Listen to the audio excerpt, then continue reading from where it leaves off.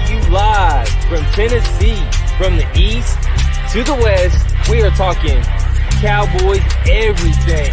And you just entered the Cowboy Zone. Welcome back to another week of the Cowboy Zone. I'm your host, Marcus Jones, the Bluff City Cowboy, coming to you live from Memphis, Tennessee. I know we missed last week, but we're going to come back this week even stronger. As you can see, I don't have my co-host Lambo here with me, but I got two great podcasters filling in to talk some Cowboys football. Guys, go ahead and introduce yourself. We'll start with you, Tuck. Yeah, what's going on, everybody? It's your boy Jay Tuck, man. Cowboys up. Yeah, man, I appreciate you for having me on, bro. Like you say, I love the show, man. Huge fan, especially on the Sunday morning show, man. So we're going to talk a little bit of this draft and get things moving this offseason. Yes, sir. All right, Rome, let them know who you are. Hey, what's going on, man? It's your boy, Mr. Rome, Cowboys Fantalk. Right back like I never left. Appreciate y'all bringing me on. And let's chop it up. Let's talk some draft. Most definitely. Now, for you guys who follow the show regularly, Knicks, thank you for tuning in. Appreciate that. Beard Gang in the building. Brian, what's up, man? As always, I see we finally got Buddha in here, so appreciate you joining as well. I see you making great comments on Boss Cowboys podcast, so I'm looking forward to seeing what you bring to us in our comments. Jack Meeker, as always, we appreciate your support as well. So for the guys who follow the show regularly, you guys know I hate mock drafts. I never do them. I try not to get involved with them, but doing this, you just got to get sucked in. Right. So today we're going to do something a little bit differently. We're not going to do the full simulation. What I'm going to do is we're going to go round by round. I'm going to put up a couple of names that everybody kind of talks about for those rounds. We're going to each have 2 minutes to choose who we think the Cowboys are going to pick. And then we're going to come back and talk about it. So, guys, make sure you keep going in the comments as well. I love to get your comments. I got my cousin Marla joining us from Bama. Appreciate you joining us and tuning in. And I see we got a couple other people coming in from YouTube as well. So guys, I know you both follow the team more than me probably. How do you feel about, like, where you think we'll go in terms of draft? Because I know this question gets thrown out all the time. It's got to be defense. Are you guys BPA guys, or are you just, we got to go for what we need? I'm going to let Tuck answer first. It sounds like we got a different answer coming in. All right. Well, here's the thing. I'm a BPA guy, man. I feel like we got to take the best player available, especially in this draft, because I feel like there's a lot of depth in some areas that we need. Now, as far as the priority for the Dallas Cowboys, we all know it is defense. Yeah. But I feel like when it comes to this year's draft, if you're able to slide one of these tackles or possibly one of these game-changing players, at that 10 spot, I feel like the Cowboys won't pass on it because there's the opportunity to still fill the holes that we need defensively in the later rounds. So I'm team BPA all day. What about you, Ron? Yeah, I'm team BPA if it makes sense. If that makes sense. Like I'm not best player available, take a receiver 6 years straight because it's the best player that comes up. Like that has to make sense. So me and Tuck been going back and forth with this whole offensive defensive thing for the last, I'll say about a month or so. Yeah. But I do have a caveat because I've been really genuinely thinking about his pick. But I'm gonna wait until we do the picks. All right, we'll talk about it. You can't expose my pick, man. We ain't ready to pick yet. Everybody know who your pick is. It's not a secret. So let me ask you guys this question. You guys both do mock drafts. And you've done them a lot more than me. When you do your mock draft, is your thought process, this is what I would do, or is it this is what I think the Cowboys will do? Because those are two completely different things. When I do my mock drafts, and to be honest with you, this is really the first year I've done mock drafts because we were talking off cam, and it feels like mock drafts are the hot thing like this year because I don't remember seeing as many mock drafts last year. But when it comes down to when I do my mock draft, this is what I would do, and the reason why is because I really don't know what the Cowboys will really do because we've seen kind of two different directions versus the Jason Garrett era versus what we've seen last year under Mike McCarthy. So it's still like, are we team BPA for real? Because that's how last year felt. And so it's really kind of, I don't know what the mentality is when it comes to the draft with this new coaching staff. So when I do my mock draft, is what I would do to fix the needs that I see fit. Yeah, I actually haven't done a mock draft yet. I've just talked about players I like. But just me. But the reason why I haven't done a mock draft yet is because it's pointless. There's a big piece to it that haven't happened with this free agency. Right. So you have no idea what they're going to be going towards right now until you see what holes they attempt to fill. Like if they fill none, then you'll know what you got to worry about. You have to figure out what you're working with first. Because if free agency happens and somehow they make some, or like when the start of the league year starts and they move some stuff around, get Justin Simmons or something like that. Right. You're like, okay, or they give you an idea. Or if the start of the league year starts and they pull off a trade and send Gallup somewhere for defense, you just never know what might happen. Or if they feel like the D tackle position and you're like, okay, I can kind of understand what they might attack in the draft. This free agency thing is real important. So, and obviously signing our quarterback, but that's another conversation for another day. Right. So, and I'm with you, Roman, to add on to that. For me, I really don't do grades in terms of rounds. Yeah, I just do position ranks. So if I have a guy that's I think is the 4th or 5th best offensive tackle, I'll just go with that. Now, whether or not there are 4 offensive tackles taken in the first round or not, that's a different conversation. And that's something we could talk about. But I can't say, for example, Leatherwood is a first round tackle. Right. I have him as my 5th tackle. Is that a first round tackle? I don't know. Right. So that's one reason I don't really get into all the mock talks. And I definitely will after free agency. I'm going to do one prior because I literally have people asking me to just do one. So I'll do one, but it's going to be it until I'm not going to be doing, because I don't want to be doing mock draft 17.9. Like, we still got a lot of time. So I think once free agency happens, start of the league year, we see if we sign Dak. I'll have an idea of what they might be doing, and then I feel like I can at least give a better educated. I mean, because like Tuck said, you don't know what they're gonna do. Right. It'll just be an educated guess, and you'll hope. Right. That's what it's really down to right now. It's just hopes and wishes. Like, who would we like? I do enjoy watching other people's ideas because it gives me thought process. Right. I'm just not the one that, like, some people are just really good at things. Like I'll watch Vach's channel because that's what he do, and I'm like, oh, this is interesting, and he break it down. You know what I'm saying? So I can listen to that, but I'm not. I'll sound like a novice trying to break down like real in depth, like what players do well. I'm more of an opinion based person. Like I see something, it makes sense to me. I give you my opinion. I can't give you expertise. Right. I mean, and I've seen your stuff. You have a good eye. You know football, so don't sell yourself short. Hey man, I just don't be like. Sometimes people be coming at me like, you don't know what you're talking about. I'm like, I might not, but I'm giving you what I think. Exactly. You know? If I was really that talented, I'd be punching in the clock on one of these teams. We all would. And I tell people, man, it's that same concept. Like if you go to the rec center and play basketball, right? We can sit back on the sideline and be like, that dude can hoop. Like we just know, that dude can ball. Like we ain't got to see what his feet set properly on his jump shot and what his release. Exactly. Like, no, he can get money, man. Like I like that kid. I would roll with him. Like it's just that simple. You're right. That's exactly how it is. Yeah, I can't give you the exact technique, right? But I know what I see. Right. So before we get started, Ron, because this is your first time on the show, we've had Tuck on a couple of times. Let the people know how long you've been doing this and where they can find you before we get started. Okay. I would say about 7 months. I started in July. Let me see.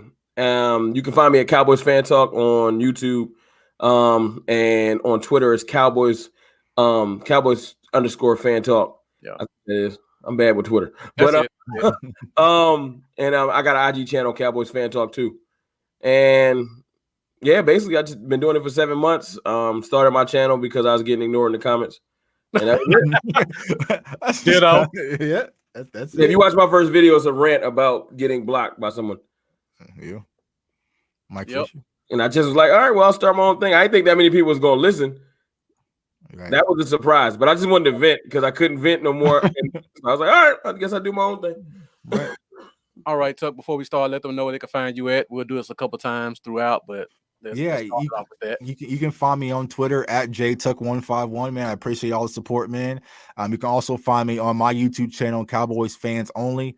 Me, I've been probably doing it. I think 10 months is what I said today. I kind of went back and backtracked my very first video that was kind of raggedy, talking about Dak Prescott being signed. And wanted to get the deal done. You know, those first videos are kind of raggedy, man. But I appreciate the culture, man. I appreciate all the support, man, from everybody, man. Because like I said, this is where the true knowledge is. You're not going to get these in-depth breakdowns when it comes to the draft. You turn on ESPN, you're going to hear the few 5 names, give or take. That's about it. Yeah. You know, Terrence Williams, and just a whole bunch of ranting, man. But if you really want the meats and potatoes, man, it's really in the community. So a lot of the people that I admire, man, I'm really fans of, and they're like, bring on my show. I'm like, I'm a fan of you, bro, but let's do it. You know what I'm saying? It's really just creating our voice and our outlet, man, and giving it to the people. So absolutely. And I see a lot of familiar names in here throughout all of you guys' videos and podcasts and stuff like that. So I see a lot of these people who are commenting now are already supporting. Right. So if you're not supporting, make sure you go check both of these guys out, and also find me on Twitter, YouTube, Instagram, Bluff City Cowboys. Yes, sir. All right, guys. Well, let's get into it. Let's start off with round 1. And I just want to put a couple of names up here. I forgot to take that down. I always do that. Got too much going on. Sorry about that. You good, man? It's all good. There you go. You talked about doing all the graphics and stuff wrong. This is like them graphics, bro. Man, I'm sure they look too many buttons over here. Hey, my first live gonna just be me and the microphone. hey, that's why I came over to StreamYard for the off season, man. Because I was like, man, I ain't chopping up 5 hours worth of graphics and videos, and like, no, I'm not doing it. It look incredible. Yeah, we're all trying to catch up. But I'm sure it ain't a quick process. I'm sure you got nah. By the time you get to the show, you're exhausted, man. Like, hurry up, man. For these highlights. And then once you get to the show, you got to keep it organized. And right, you will easily hit the wrong button, and then something else will pop up. Yeah, mine's just gonna be when I bring y'all on. It's gonna be us in the screen. We're gonna just be talking. Let's get it. All right, so as you guys can see, got 2 minutes up. Let me pull the names down in the corner so you guys can type in who you think will be the first pick. So these are a few of the names that I noticed everybody kind of talks about with that first rounder. As you can see, it's pretty split between offense and defense for the one I have, and that's only because everybody's making an emphasis on defense. So again, you guys don't have to choose a name that's up here. Feel free to choose whoever you think will be there for the first round pick. But these are all some talented names. I could definitely see any of them being our first pick. For the guys, are we going who we think the Cowboys are going to pick, or who we would pick? No, you do what you want to do. Okay. Just want to double check, man. Just want to double check. This is all about what you want to do. Okay.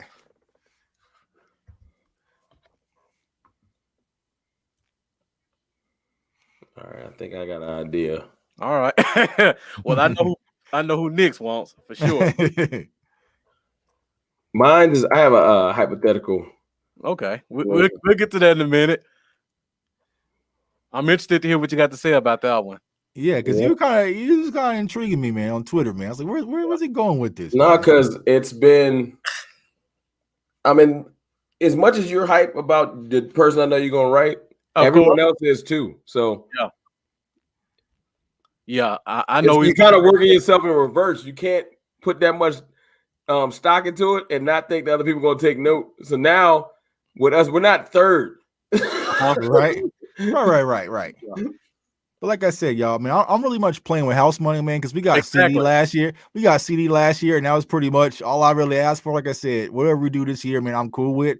But the pick's about to come in. But we'll all right. So I think we got everybody's pick in. So we'll go back to the main screen and see what we got.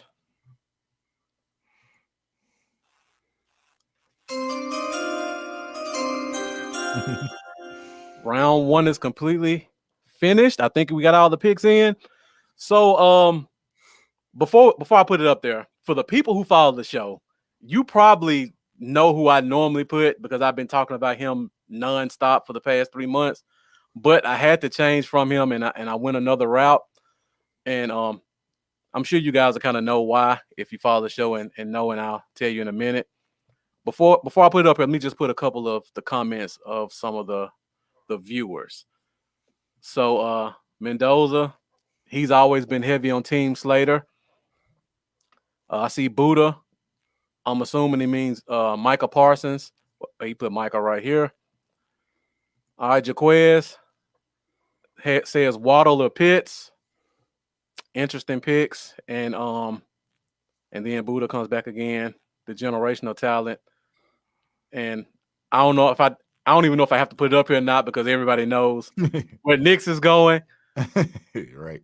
So I think we got everybody up. So let's go ahead and put up who we got, and then we can talk about it.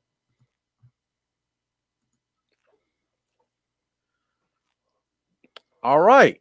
Ooh. Interesting picks. Interesting picks. All right, go ahead. Go ahead. All right, so you look surprised by one of them, Tuck. Who was you surprised? Yeah, I want Ron to actually talk because I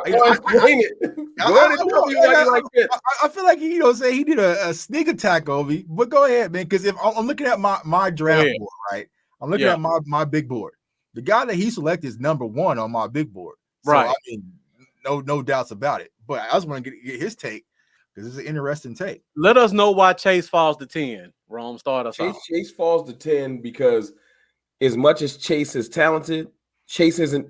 The draft is. I feel like it's like gossip, and whoever's ball is rolling in the right direction, especially with no true combine happening, it's going to be a lot of word of mouth, and who really people are starting to. And it's Kyle Pitts. He's rising up the board. Yep. So what's going to happen is the team I thought would take Chase. Because I feel like Devonta Smith is going to go to the Dolphins. Okay. I'm looking at the teams. Like when I look at who's drafting, the Falcons ain't taking a receiver. Yep. You know what I'm saying? The Bengals are going to take they just lost their quarterback for the year. They're going lineman. Exactly. You know, and then you go to the Eagles. It's going to be Eagles' choice, Kyle Pitts or Jamar Chase. But the Eagles are like their children. So they're going to think, who do Dallas want the most? Dallas wants Pitts. They don't want a receiver. And they're going to think in their mind that they're doing us dirty by taking Kyle Pitts.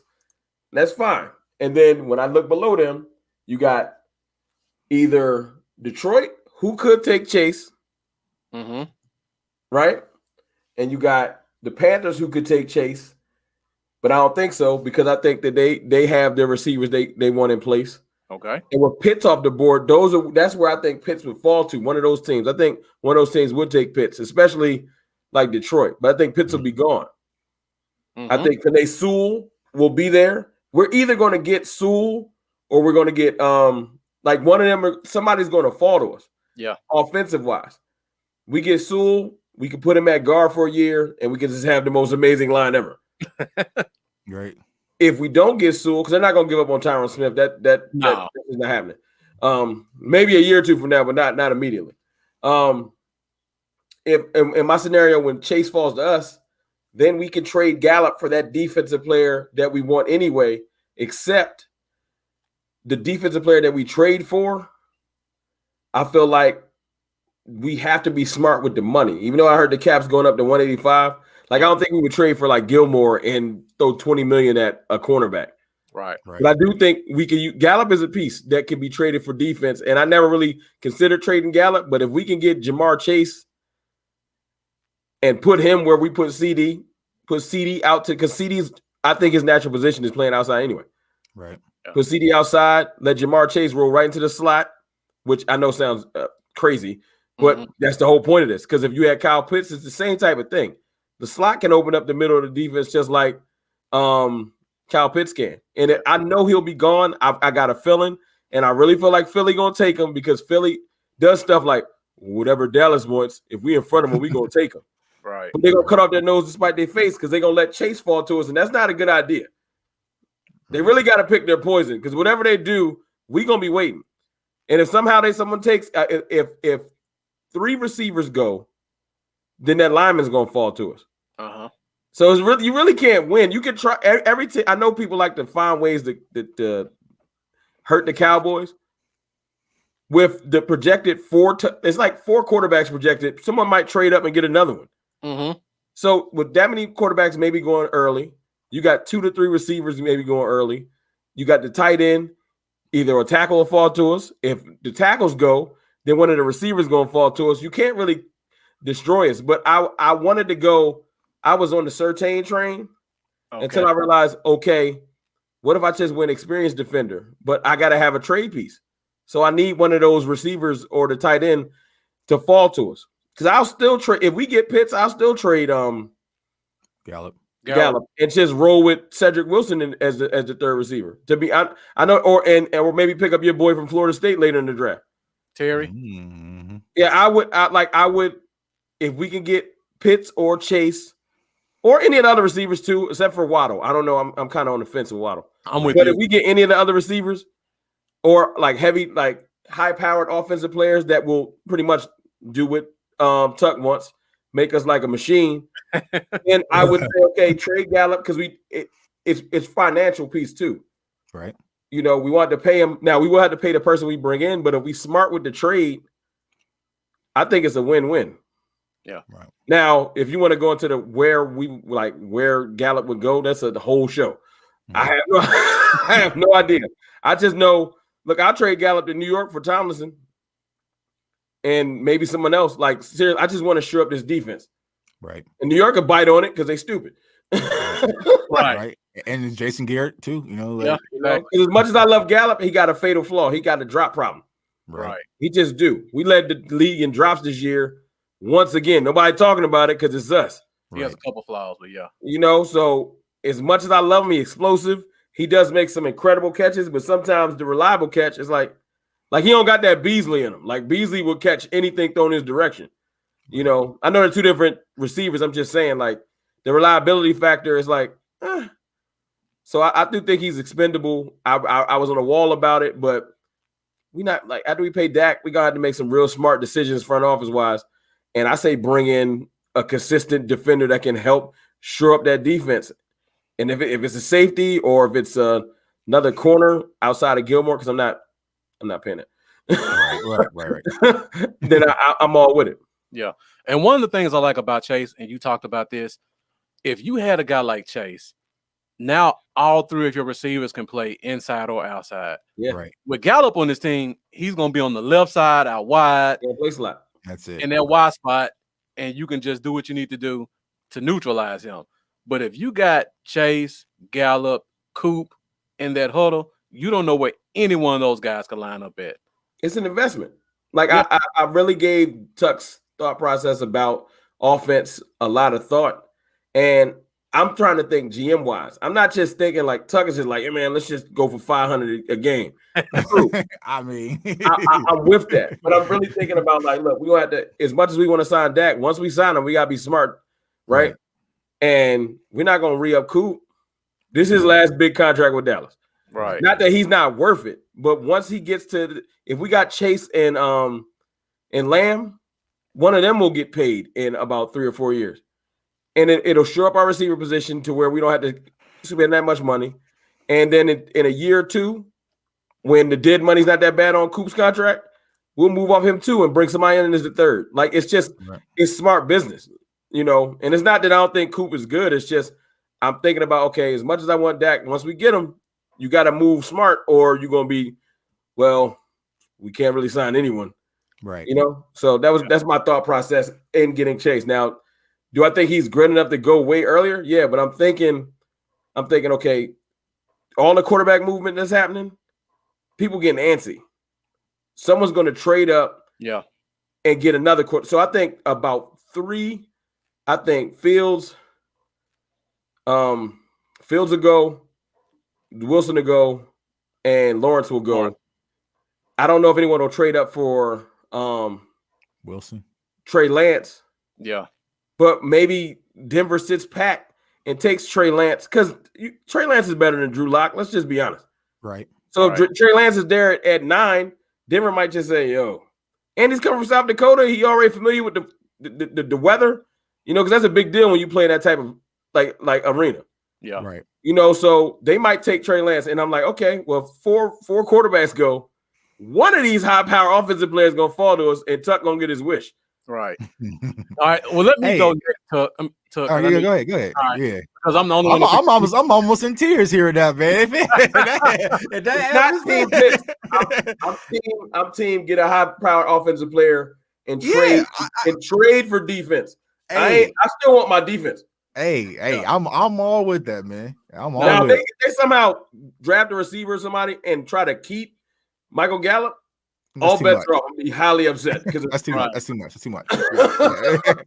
So let me say this because I see a lot of people putting offense in the comments, and I got the defensive guy. The reason I picked Horn is because, for one, I disagree with the quarterbacks.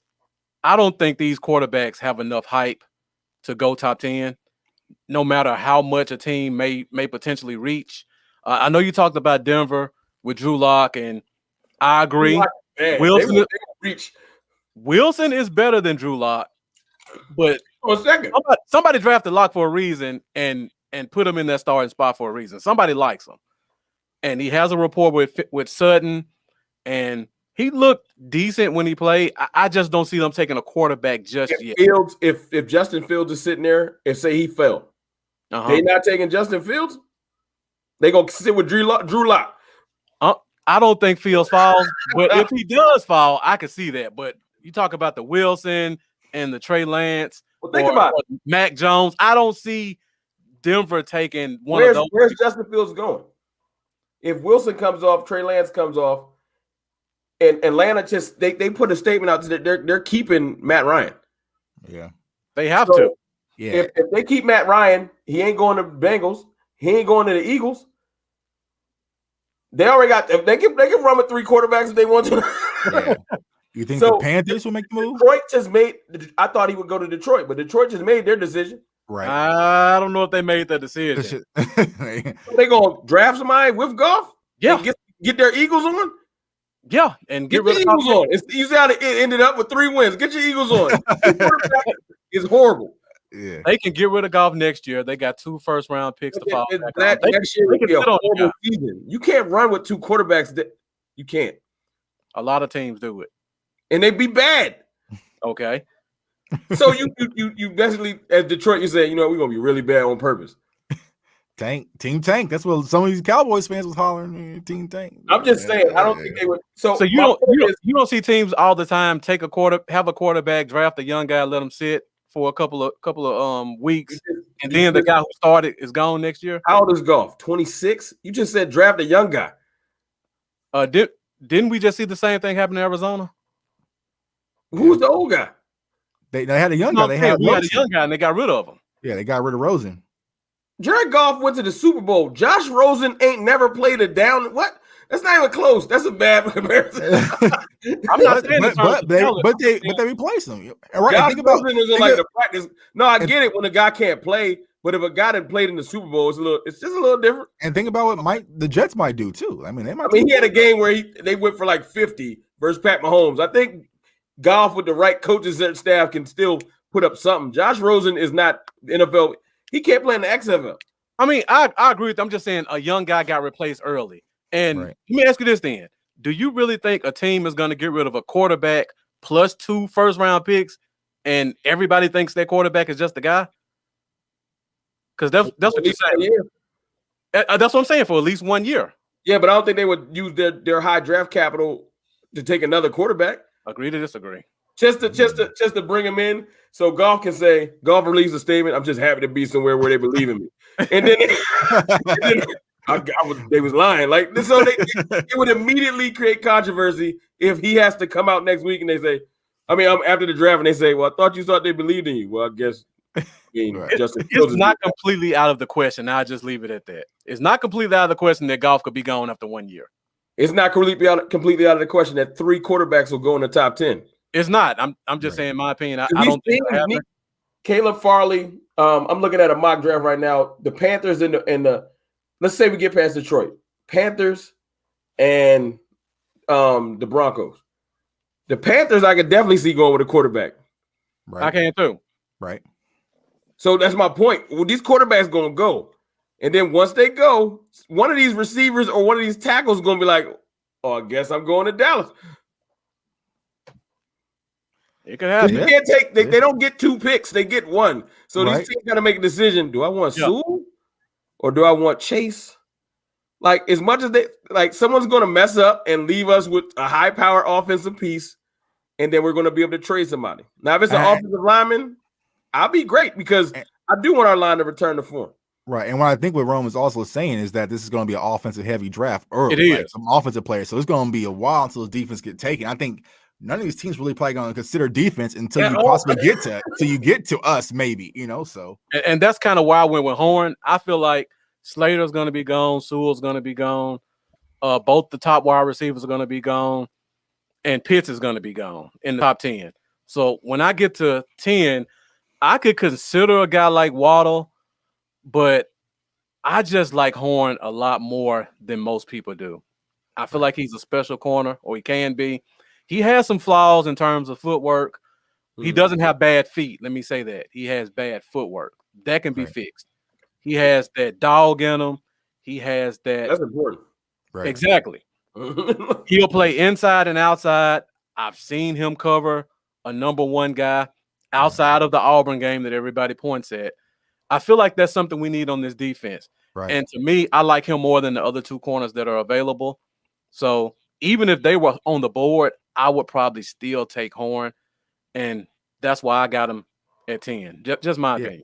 Yeah, I agree with you, Bluff, because when it comes to Horn, he's the number 1 on my defensive board. Like the first defensive player that's on my board is JC Horn. Because like you said, he brings a toughness, an attitude, swagger. He just has that dog in him, man. And I think that's something that we need to contrast what we currently have, because I feel like if you were to take a Patrick Surtain, it pretty much is the same thing as having 2 Diggs out there. We don't need 2 Diggs out there. We need some sort of contrast, have some up in speed. And we spoke about this earlier, is that when it comes to Farley, it's like he ain't played no football in over a year, man. He's already had some type of injuries. Granted, the athleticism might already be there, but I'm not at top 10, man. I can't risk that pick on you if I ain't seen you play football in over a year, unless you Jamar Chase. So. All right, so Tuck, I've heard you say this 1,000 times, but for the people who haven't heard, let us know why you're on the Pitts train. Yeah, man. So I'm on the Pitts train, kind of what my guy Rome just said, though. But it's just like I feel like he brings another dynamic to our offense. Now, granted, I know everyone's been saying, but Tuck, we got 2 tight ends. You have to start thinking as Pitts as just another tight end. He's not. I mean, he can bring another dynamic to him. Also, as an insurance policy to if we move on from Michael Gallup, because we also got to take in consideration, what if Michael Gallup goes into negotiations this season? Like a lot of people saying, like maybe next year we have to move on from Gallup. Yeah. And so it's going to be this season. So it's like, you know what? We got to have an insurance policy for that. And I feel like he can be one of those guys that can also play tight end, but also come outside as well. And he just brings another dynamic. So you think about the future moving forward with CeeDee Lamb. And as Rome mentioned, also Amari Cooper, and you add Pitts in the middle of that, man, that's a lot of weapon. You cannot pass on it. Like, I feel like he's going to be one of those tight ends, and he's definitely going to help us in the red zone, which we all know Kellen Moore and his Cowboys he can play receiver. Huh? Pitts came out and said he could play receiver if he needed to. Not that people moving the receiver. He played receiver often in Florida. They're saying that he could be moved. Like he's not. We could keep the tight ends and line him up at receiver. Right. If we wanted to, he could be our Michael Gallup, honestly. But Gallup. I'm still moving. If we get Pitts, I'm still moving Gallup for a defensive player. Right. Sorry.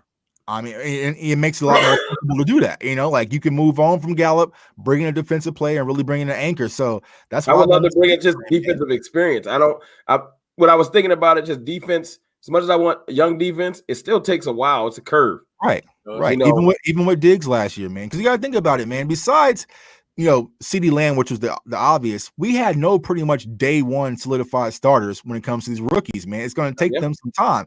And so for the people that think that we can just toss, whether it's JC Horn or also, Surtain or Farley out there, going to have instant impact. No, it's going to be a learning curve because Diggs was out there getting cooked early, man. Like, don't get it twisted. He was out there getting cooked. Because if it's the end, right, it's an easier transition in the corner. Right. Because you're going against the best, man. So I'm Team Pitts, man. But if Chase lands to us, man, I'm all for it, man. Either or. So all right. I'm telling you, the Eagles petty. Yeah, they are, because like I said, I was on the Eagles show earlier this morning, man. They're all chasing Pitts. Hey, guess where Pitts is from? I didn't know that. He's from Philly. Philly. All right, man. It's all I'm right. serious. But I feel like the Eagles are going to take Chase to make up their wrong from last year for taking Well, Rager. Because we trolled them so heavily last year about passing up on Jefferson and missing out on CD, and they took Rager too early. They're gonna be like, all right, we're gonna pull up with Chase, and if they do that, then all right, we're gonna take. That's why look, we win either way. They can't Right. really. This isn't the draft where they took Dallas Goedert and we was like, oh, Right. If you really want to take Pitts, fine, we'll take Jamar Chase. Right. They jumped this with Dallas Goedert because Jason Witten announced his retirement on the wrong damn day in the middle of the draft. Like, you should just waited, bro, to after that. And Exactly. So Yeah, but and if they take Jamar Chase, he'll be great. I don't have no doubt. Like, we'll have to deal with him in division. But if Pitts falls to us, I just feel like 3, maybe 4 quarterbacks are going to go because the league is weird right now. It's a lot of teams that are shuffling because, look, you got Houston aren't going to have a quarterback. They're going to have to get somebody. But, like, when these slots open up, like when they get a veteran or get someone that's looking for a job, you got Chicago. They're going to be looking for a quarterback. You got, of course, the Jets and then will get their quarterback. Right. The Colts don't know what they're doing. I'm hearing stories about Andrew Luck. Like, the Colts is really confused right now. Right. Washington need a quarterback. It ain't enough chairs. Right. So somebody going to reach. Right. But do you think they have to reach up and give up draft capital to I see every year somebody trade up. Somebody's trading up. And they know the first two you ain't getting nobody. You're not getting in front of the Jets or in front of Jacksonville. So then you're like, okay, who's the next person I can trade up for? And you know that Miami not giving up their pick. Right. That would be the only wild card. Like, say Miami moves off of Tua. Yeah. And Mendoza put that in the comments when we were talking about quarterbacks earlier. But then Tua going somewhere. So it's still musical chairs. Right. And if Miami doesn't take Devonta Smith or something like that, then say they take quarterback, fine. It's still a snowball effect of us getting an offensive player. Because the more quarterbacks that go or whatever happens shuffling up in the top, it's just going to snowball. Down, right. And we're going to get somebody. Let me ask you guys this question then, because we've been kind of talking about this. Let's say the guy that you love is at 10, Jamar Chase, Kyle Pitts, and Chicago calls and says, you know what? I think I'm ready to get my quarterback. I'll give you a trade to get to your spot. Are you giving up that guy that you love to pick up an extra second-round pick and go back 5 spots? Not if those two that you mentioned are there. Nah. It's because of the player. Right. Now look, say everything breaks wrong and you sitting there looking at or if it's a quarterback that slides. You're sitting there looking at a corner and you're like, dang, I don't know what corner to get. And then someone calls. Right. Well, we open for business. I love Horn, but if somebody called, bye. Because you could possibly move back and still get Horn. You definitely. If we somehow move back, I'm telling y'all right now, they're taking a linebacker. Yeah, so it could be Collins or depends because I I see the Parsons is sliding a little bit, right? They're gonna take a linebacker in that linebacker realm. If we stay up where we are, I feel like they're gonna take offense because, like you said, it's too offensively top heavy. It is. And I personally feel like the main concern is going to be the front 7 versus the cornerback position. Me personally, yeah, because that shores up. I made a whole video about front 7. Right. Yeah, because I want a linebacker. I just can't talk myself into it at 10. Right. Yeah. So before we move on, William Coulter, thank you for joining us. I saw Boss Cowboy in here. Appreciate you joining. I definitely got to bring you in because I know you can school me on the secondary in terms of corners and safeties. And I watch your show all the time. You talk about a few guys that everybody's not talking about. So if you got a Thursday that you're available, Boss, I'd love to get you in here to talk about that. Now, before we move on to the second round, because I personally don't think the guys that you have are going to be available at 10. If those guys aren't available, who are you taking? And you can't trade. So is your guy available? Is Horn still available? My guy probably almost certainly be available. Okay, yeah. Then I'm going with Horn. I feel like if Pitts is off the table, the 2 offensive tackles off the table, Chase is off the table, then I'm comfortable going J.C. Horn that first pick. I know it's kind of contrasting between the Joker and also Horn, but I personally like Horn a little bit, man. I think that's another dynamic to our secondary, man. So that's where I'm at. I was on this whole Zaven Collins train. But it's hard for Collins at 10, man. That's the hard. I I can't. like David Collins a lot. I do too. But I'm on the shore up the front seven, but not necessarily a D lineman. Right. So for now, since I have to make a pick in this, and no one and nothing broke right. So I don't have to go defense. You just said my guy ain't there.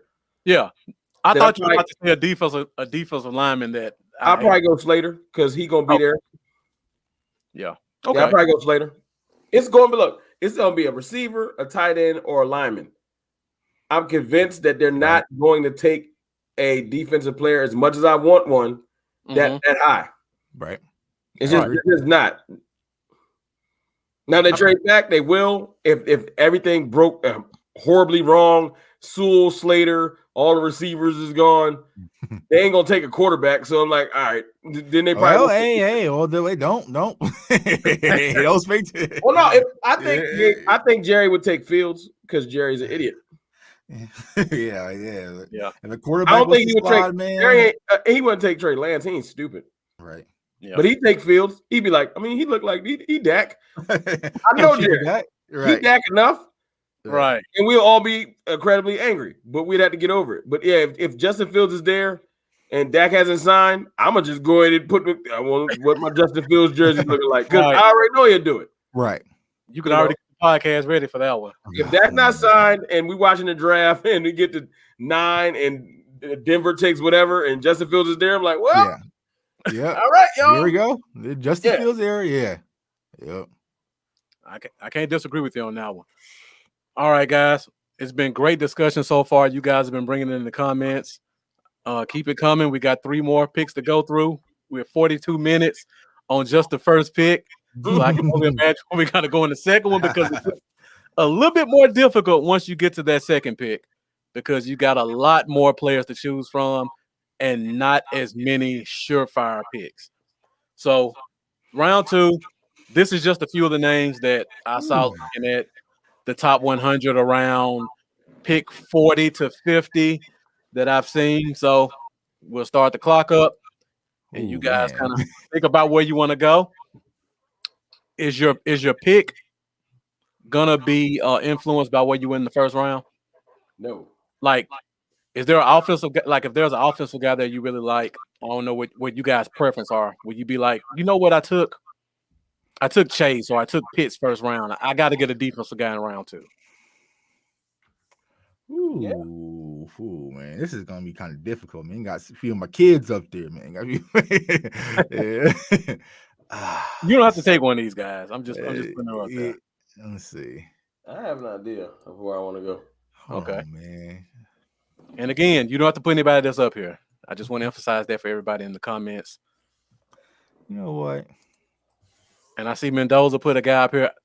I tried to go off Dane Brugler's top 100. I went from 40 to 50-ish, and his name wasn't included in that. But again, whoever you like, take him there.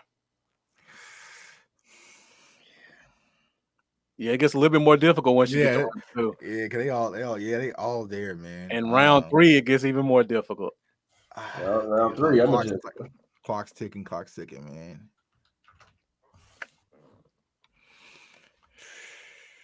I don't know who I'm going with. Yeah.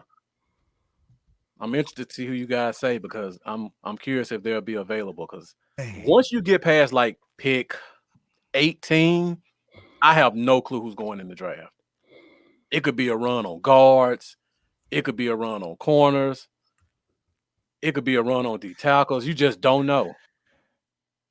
Ooh, all right, guys, we get down to 10 seconds. You guys got their pick in yet? Yeah, I'm going with I already know I'm going with. It's a reach, but I don't care. There's no such thing as a reach to me.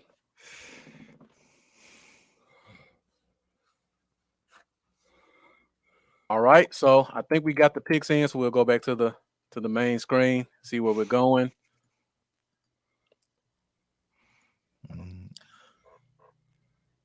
I keep doing this. So I see it. We got a couple of people in the comments putting their picks up there. Let's get a couple more up before I put what these guys have chosen. Mendoza asked about no Browning, Baron Browning, linebacker from Ohio State. Again, I just tried to go off Dane Brugler. I just pulled 40 to 50 to give an example. If your guy's not up there and you like him in a second, you can definitely get him there. I see we got Aleem McNeil. I'm not as high on him as other people are, but talented player. Ardarius Washington is going to be the steal of the draft. I'm really high on him. Really high. I put his name in it like 2 times. Me I was like, all right, well, man, but I might be able to get, but hold on, because there's another guy I'm high at kind of in that position too. So and here's my thing about Ardarius Washington. Like I said about the offensive guys won't be there at 10. The best pure free safety normally doesn't last to the second round. And true. I just think this kid is the best free safety in the draft, regardless of the size. We look at Buda Baker a couple years ago. He went very early second round, and look at what he's done. I think he kind of sets the example for you don't have to have a 5'11" safety to be a first round pick. Just let the tape speak for itself. So I definitely say I wanted to take Washington, but I didn't because I feel like he's going to be a first. I see Florida Cowboy. Looks like a new name, so appreciate you joining. I don't know whose YouTube you're watching, but make sure you subscribe. I'm Bluff City Cowboy. My co-host is Cowboys Y'all. Be sure to join us again next Thursday. We got Jaquez up here, another Washington. Definitely would like to see that. Mendoza, pretty big on Browning. And I see a lot of people saying he's a dog and a football player. And I definitely agree with that. And Jack Meeker says, yeah, Grant looks like a free. I agree with that too. All right, so let's see what we took so we could talk about it because I'm interested to see what you guys did. Okay. Yeah, there we go. There we go. There you go. I had a feeling you were gonna go there. See, I was thinking of saving Grant to maybe the 3rd round. He's not gonna be there. Yeah, his name's buzzing too high. He's not gonna be there. So yeah. I'll go first, Tuck. I know you're a FSU fan. I'll just keep it short and sweet. I went Horn first round. Like Jerry said, that blinking light. This kid, if he was 6 foot, would probably be at worst the second corner people we talking about in this draft. He has everything you need in corner. Has the feet, has the vision, has the hips, has the bloodlines, which everybody seems to love. Comes from a big school, has some great tape. Just can't do any better than Samuel. And if it went the way I wanted, you got Horn on the outside, you got Diggs on the outside, you can throw Samuel inside, and your cornerback position is set for the next 5 years for cheap. Right. And like I said, we can go outside in. I know we like to work inside out, but when you got corners like this, they can help the front end a whole lot. Yeah. All right, we'll save you for last, Rome, because I let you go first. Go ahead and pick up on Samuel. Tuck, I know you're an FSU fan. Yeah, man. Like I said, he's just one of those football players, man. You can depend on. He's reliable, like you said. The only thing the biggest knock against him is his measurables because he's short. Yeah. But like at the end of the day, man, a football player is a football player, man. He's been the same size, majority of his career, and he's done outstanding. And the way I feel about Asante Samuel is what you already mentioned, because I have a high belief that we're going to bring Cheeto back. And so I feel like we're going to move on from Jordan Lewis. So we're going to need that inside corner. And I feel like he's one of those guys you can plug in instantly and let him play in that slot. And he's going to bring that dynamic, man, that toughness, kind of the same things that we mentioned about J.C. Horn, but he's a ball hawk. He can make plays. He can do it all. He's a standout football player. So if he's there available in that second round, man, it's going to be hard to pass up. Because like I said, I feel like on the outside, if you are to take a J.C. man, if you take a J.C. Horn, have Diggs, and also Asante Samuel, hey, we got to come up with a new nickname for this, secondary of the Cowboys, man, because that's definitely taking a turn. Now, I entered Washington a few times. I took it out, and I kept bringing him back in because I feel like he is a true free safety, which we desperately need because it's a bare shelf. We have nothing there at free safety. So I know there's been conversations that maybe that we could possibly bring in a Justin Simmons or whatnot when it comes to free agency. I don't doubt it, man. I doubt that we bring him in as far as free agency. So I feel like if we're able to bring back a Langshark, that can actually cover, especially in that single high where I knew 4-3 under scheme. We're going to need that to find it somewhere. But I just think Asante Samuel Jr. will be the most ready instantly out the gate, man. I think he can try to have that same impact that Diggs had for us last year. You can plug him right there inside and get to work. So I'm going Asante Samuel Jr. And before you go wrong, I want to add this in because Tuck made a point that I didn't make. I feel like in free agency, they're going to take a safety. Right. The safety market is going to be very deep. I feel like they're going to take a guy that will make the team feel like, you know what? I don't have to take a safety first or second round because I got player X who can line up for me at free. But I love Grant. Right. I thought he was going to be a third rounder at first too, but he is moving up the boards after that Senior Bowl. Yeah. All right, Rome, let us know what you got on Richie Grant. No, I like the way Richie Grant covers the field. Yeah. He reminds me of Earl Thomas. Mm-hmm. He can cover the field. He can cover ground really well. And the way Quinn operates, if the right safety isn't on the market that doesn't fit what he really wants to do, I don't think we're going to take a bite at it. Okay. As much as I would like Simmons, he's not getting out of Denver. Right. I agree. Right. We could possibly get May, but I don't think he's going to get out of because who they just signed as a coach? Robert Saleh. Why he letting go of his players he need to make his defense look good? So he's not getting out neither. So once you start getting, all right, we're going to bargain bin. Like, I'm tired of Dollar Tree shopping for safeties. Mm-hmm. We got lucky with Donovan Wilson. You don't usually get lucky twice. Mm-hmm. So I think that they will. I don't think they're going to go safety first round. But if Grant is there in the second, or if it's a couple of them that could be there in the second, right? If someone's there, I do think they'll reach for a safety because I think it had to be another player in the way of it. Mm-hmm. But I do think they're going to go high in defense in the second round. My pick would just be Grant because I feel like he could be like Donovan Wilson. Obviously, isn't Cam Chancellor. I ain't crazy. Yeah, right. He's a thumper in the middle. You know, he'll blow up some plays. He has pretty good instincts, especially with like as far as like attacking the ball. But he's not that cover guy. Right. And I think that Grant, I watched some film recently because of all of the hype, and he can cover ground. Yes. Like cover ground like nobody's business, which is watching Xavier Woods try to cover ground makes me want to jump off a bridge. You know, so I just like and I like sometimes that small school thing, especially with certain positions, it's not a detriment. It's a good thing because he's going to come in with a chip on his shoulder just because of where he's coming from. Right. I like that. I don't consider UCF a small school anymore. They've been putting in some work the past couple years. But he's more of a staple in Florida than we are. I think if he was I want to say that too. at the right school, we'd be talking about first round talent. Yeah. You're right. You know, but because he's at UCF, they kind of like, I mean, I see you. Yeah, right. I see you over there a little bit. It's like, all right. But I like his instincts, man. Dallas doesn't have enough instinctual. I'm tired of just talent. Right. I need instinctual players. That's why I'm trying to move off of our linebacker because he has horrible instincts. Right. You shouldn't guess wrong all the time. Yeah. Right. You know, and I need somebody that's going to guess right. Like Donovan Wilson, for all of his non-coverage skills, he has good football instincts. That's why he's always around the ball. His instincts are just like, it's something you can't teach. Yeah. And we saw it in the preseason 2 years ago, but they tried to ignore it. Everybody except the coaching staff. Yeah. Yeah. That interceptions was fake. No. Right. And he played a lot of time this year, and you see how many times he just knows for the ball. You know, whether it's a sack or a strip or a hard hit where he's blowing up Dalvin Cook. Mm-hmm. It's like, oh, wow, we should have put him on the field. Right. I'm just looking for instinctual. When it comes to defense, if you got bad football instincts, you just super like athletic, I'm cool because that was Byron Jones' problem. And I'm not – he was super athletic. I feel like horrible football instincts. Right.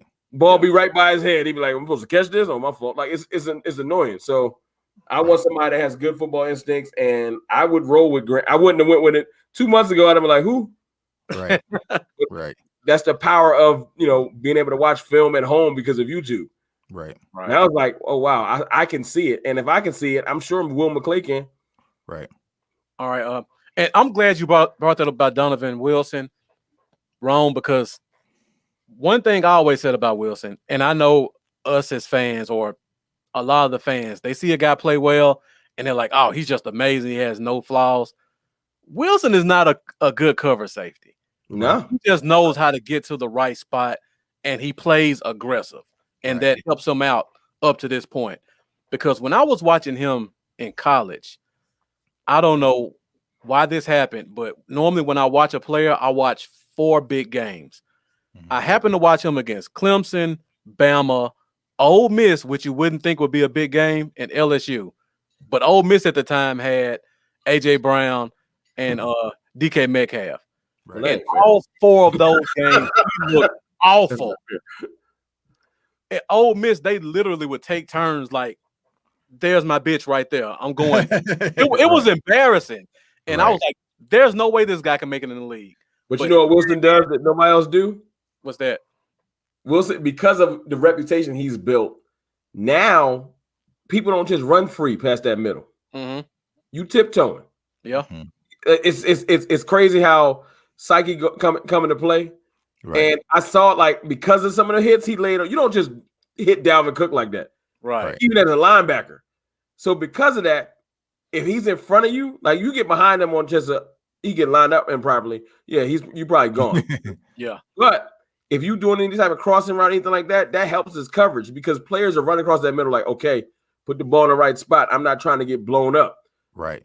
You know, and I know that's helped him. I know it has. I know you got to have some type of makeup for just not being able to be a great cover safety. So I feel like his hard hits have benefited him. Because I mean, I wouldn't have never looked at Cam Chancellor wasn't necessarily a lockdown roaming safety, but them hits, when you come across the middle, you kind of aware. you tiptoeing. Every second counts. Let me ask you this question. I asked the both of you, but yeah. We'll start with you first because you took a safety. Everybody's talking about Trayvon Moehrig as that's what I was gonna go with. That's who you're going with? Before Grant caught my eye. Okay. Yep. So are you assuming that Moehrig is already gone or you like Grant more than him? I think he'll be gone. Okay. What about you, Tuck? How do you feel about him? Yeah, I think he'll be the first safety off the board, to be honest with you. Okay. So yeah, I did like Morg, man, but like I said, I like Washington and also Richie Grant. So I feel like either one of those guys, man, you can plug in and give us what we need. But I feel like when it comes to me, like I like Richie Grant because he's interchangeable. He can also play the free and a little bit of strong. When it comes to Washington, he's limited in size, but he's going to be primarily just a free safety. Right. But we need that, So it really depends because I keep asking people, what happens if Donovan Wilson takes a step back? I mean, we've seen it happen numerous times in Dallas, man. You have one good season, take a step back, man. So you might need somebody that's interchangeable out there. You do get a free agent safety. It's right. Probably not necessarily one of those top guys. You get a free agent safety for insurance, and you draft somebody. I think not named Xavier Wood because of what you guys said. Yeah, absolutely, he got to go. Because of what you guys said with the lack of safeties moving around in free agency, it's like a couple, like 2 or 3. Yeah. Once they're gone, teams got a need, and if the need's there, then them top 40 picks, right? Because the offensive players that we're talking about, as much as we love them at the top of the draft, at 20 they gone. Now it's time to start playing defense, and you're gonna watch them start peeling off. Right. Defense. Yeah. So and I feel like Morgan will be the first. At this point right now, I feel like he'll be one of the first safeties off the board. So yeah, I just don't see him as a free safety though. It's just me. Great safety. I just don't see him as a free. But if we get some, like say we do get May in free agency, like say we get aggressive finally, right? Then I can see him going with a Leatherwood in the second round or something like that, showing up the line. Because that's why I need free agency to happen. This conversation is going to be null and void when you say, "Oh wow, they went out and just grabbed their corner." I didn't see that. Right. Yeah, we'll be talking again. Definitely. Right. Yeah, I'll get you guys back. And Tavis Banks, I've seen you on social media. Appreciate you joining the chat. Christian Uphoff, safety out of Southern Illinois. I'll definitely check him out. Not a name on my radar, so I definitely I trust what you say enough to go take a look at him. So I appreciate that. And then we got a couple other comments. Everybody's kind of big on Washington, saying he lays the pads. Yeah, I like. For a small guy, he plays well. I entered his name about 3 times. I'm like, no, but so. All right, I see another name. Jaquez says Cisco is better than him. I'm one of the few that's high on Cisco. What do you guys think about Cisco? Andre Cisco out of Syracuse. Yeah, that's my guy, Spoonie's guy, man, out of Syracuse, man. So I've been watching film on it, and I like him. So it's like I feel like when it comes to the secondary, especially when it comes to corners and safeties, there isn't that clear cut guy. I feel like there's a lot of it's just balance when it comes to some of these guys, man. Yeah, it's talent. It's talent there, but there's no front runner. I would say, like with the cornerback position. I wanted your boy a couple weeks ago. I was gonna say, no, don't sleep on my guy. Hamzat Nasruddin, man. He's another guy that can play, free and a little bit of the strong safety as well. One of those big lanky guys, just with the size, physical athleticism. So it's like he's one of those guys I thought about too. But they're saying that maybe he could be, third. He might slide. Because his Senior Bowl, Senior Bowl the other night wasn't that impressive. So it's like, he might slide, but that could be a guy that we could pick up in the third to add. If the picks fall right and they say, well, we got to grab this linebacker. Right. And then we get to that third round and Nasruddin sitting there, then because we know we got 2 comp picks. Right. Now we got 2 comp picks in all 3, 4, and 5, right? As of right now, that's what they have us projected with, yeah. Yeah, so we get Nasruddin and get Marvin Wilson, and then Tuck's going to be celebrated. Along with Samuel Jr.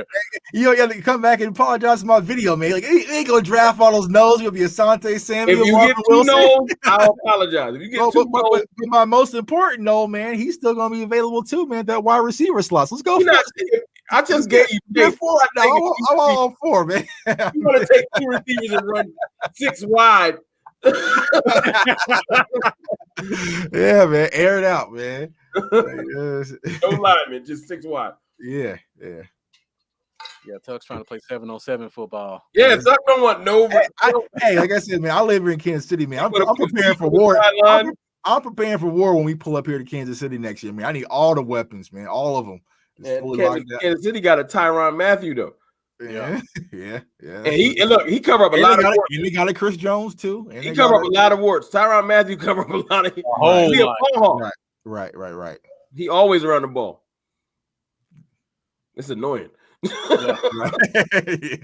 man, why? Because I know we could have had him. That's why it's annoying. Could have had him twice. Yeah, Marinelli talking about he don't fit our scheme. You don't fit our scheme. Right. All right, guys. Great discussion. We're at hour 2. We got 2 more picks to go. I tried to limit it to top 100, so I just went 3rd round, 4th and 5th round. Even with the ones we're doing now, we have no clue where we're going. Right. We definitely don't know anything about day 3. Right. Anything can happen. So I wanted to keep it focused on the top 100, first 4 picks in the first 3 rounds. So let's go to our first pick in the 3rd round, which is at 75. And again, a lot of names here. Star seeing some wide receivers. I didn't put any running backs up here. Y'all got my boy in there. I wanted him too. Hey, well, he's here. If you think he'll be there, you can definitely choose him. So I know Mendoza asked about Baron Browning a few times, and the list I went with, Dane Brugler has him like 79, so that puts him right in the Rangers' 3rd round pick. A lot of names here I like. Sean Wade, who a lot of people were talking about was a top corner, has fallen hard down to the bottom. This is the D tackle range for me. I don't want to give away my pick, but yeah, this is D tackle range. A lot of good guys here. So let's start this clock up, and you guys kind of think about where you want to go. I can't say. Can I say somebody I'm not going to pick that I just like? Who's that? Go ahead. I like Paris Ford, man. I like Ford a lot. I did some research before. But he remind me of Donovan Wilson. He trying to hit. You don't need 2 dudes that trying to be linebackers on the low. Yeah. Like, don't worry about the receiver. Just tackle. Like, all right. So that's why I know we wouldn't be taking him. Oh, while we do this, let me ask you guys this question then. What do you think about if we took a top safety and he was considered a strong and we let Donovan stay at free? I don't trust it, man. Yeah, I don't trust it, man. Especially not in the new scheme and having him up there being on single high. Not with Donovan Wilson. He's just getting comfortable. He's just getting settled. Let him do. And that's the thing with Cowboys. If we find a player that does great and what works, don't change it up. Like, you know what I'm saying? Right. We saw what Donovan was able to do at the strong safety position. Just keep him there and when and they build threw him around in, it. they didn't think they threw him in to just be. They was like throw him in. They didn't know. Right. Because if they knew, he would have been playing. Right. Because they really didn't want him out there because they had what was Thompson out there for the longest. Darian Thompson. Yeah. And then like, all right. So yeah. Nah, I'm good, man. Stay at that strong, man. Stay down in the box, and we'll find something. Yeah. All right, we're at 30 seconds. I'm shocked by how my draft has gone. I've never done my draft like this before, just projecting. But here's what we could really clarify, man. This is some of you Cowboys fans out there, because me and Ron, we went offense first, right? And now we are addressing the defense. Like it's a really simple concept, but some people act like we cannot do that. We absolutely can in this draft. So, can I put somebody that I just think would be there? Go ahead. If you want to choose them, you can choose them. Yeah, I just put a couple of names up here to give a reference. You don't have to go with the guys who I listed. I don't even think he's gonna be here, but hey, if you don't, we can talk about it. I think all right, go ahead. Y'all gonna be like, he's gonna be gone. No, do your thing. If you think he'll be there, put him up there. We can talk about it. I just don't feel like he's gonna go that high. Okay, so giving a little teaser on your pick. Let me go through the comments a little bit and see who we have in terms of the viewers. Jeff, appreciate you joining us. Make sure you get in the comments. Let us know who you think you're going to take for this third round pick. I see Jeff has Grant. So you think he falls around the area that everybody has him projected in. Mendoza has Elijah Molden, another talented corner. It's just so many corners that you could take between the first 3 rounds. And it's a bunch of them that nobody really talks about that'll start to fall. I've seen Eric Stokes projected in this range, and that's surprising to me. And I don't know how you guys feel about Mukuamu from South Carolina. He's starting to fall in this range. A guy that I used to be really high on, I still am, the kid from Stanford. I think he's gonna fall, but that 40. I'm positive they're gonna take at least 2 corners. With all those comp picks, they're gonna try to shore up that secondary. Right. All right, I see Beard Game. Brian has Cox, who looked great in the Senior Bowl in terms of coverage. And Mendoza came with a comment about, I think Wilson can play free as well, but let's get some continuity back there. Right.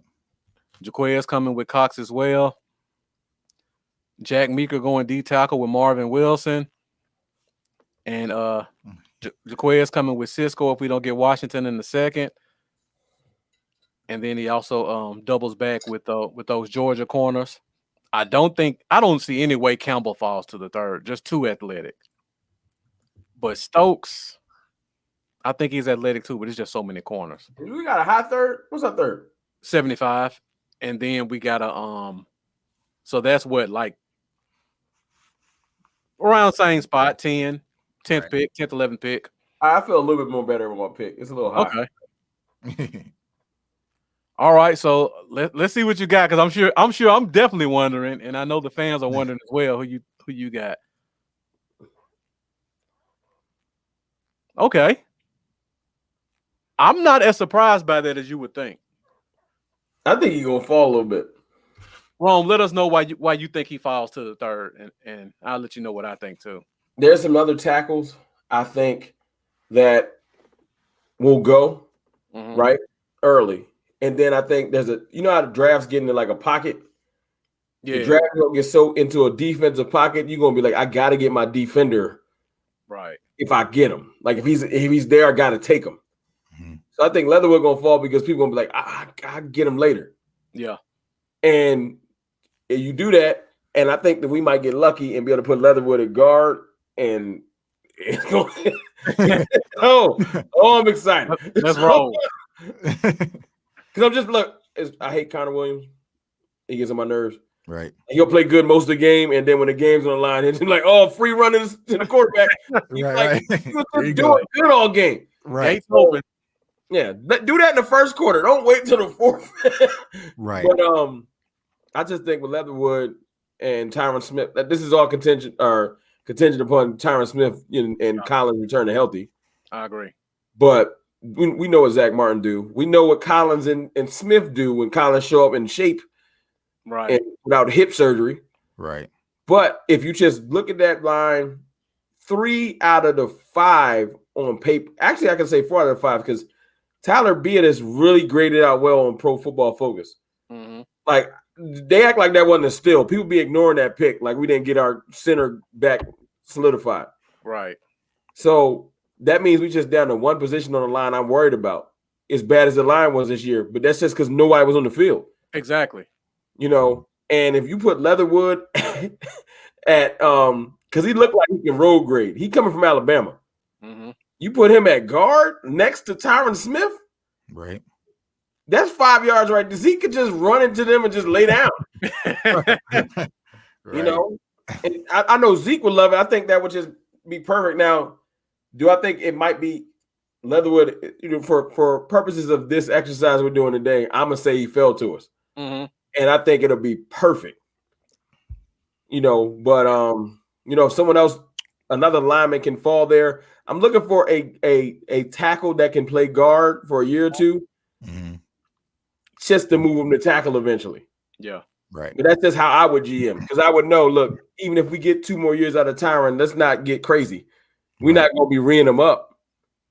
Right. So we need to start thinking about it. And if you can get a tackle that can play guard and he can actually do it pretty well, not like what Connor Williams is doing, that's a bad experiment, then we'd be straight.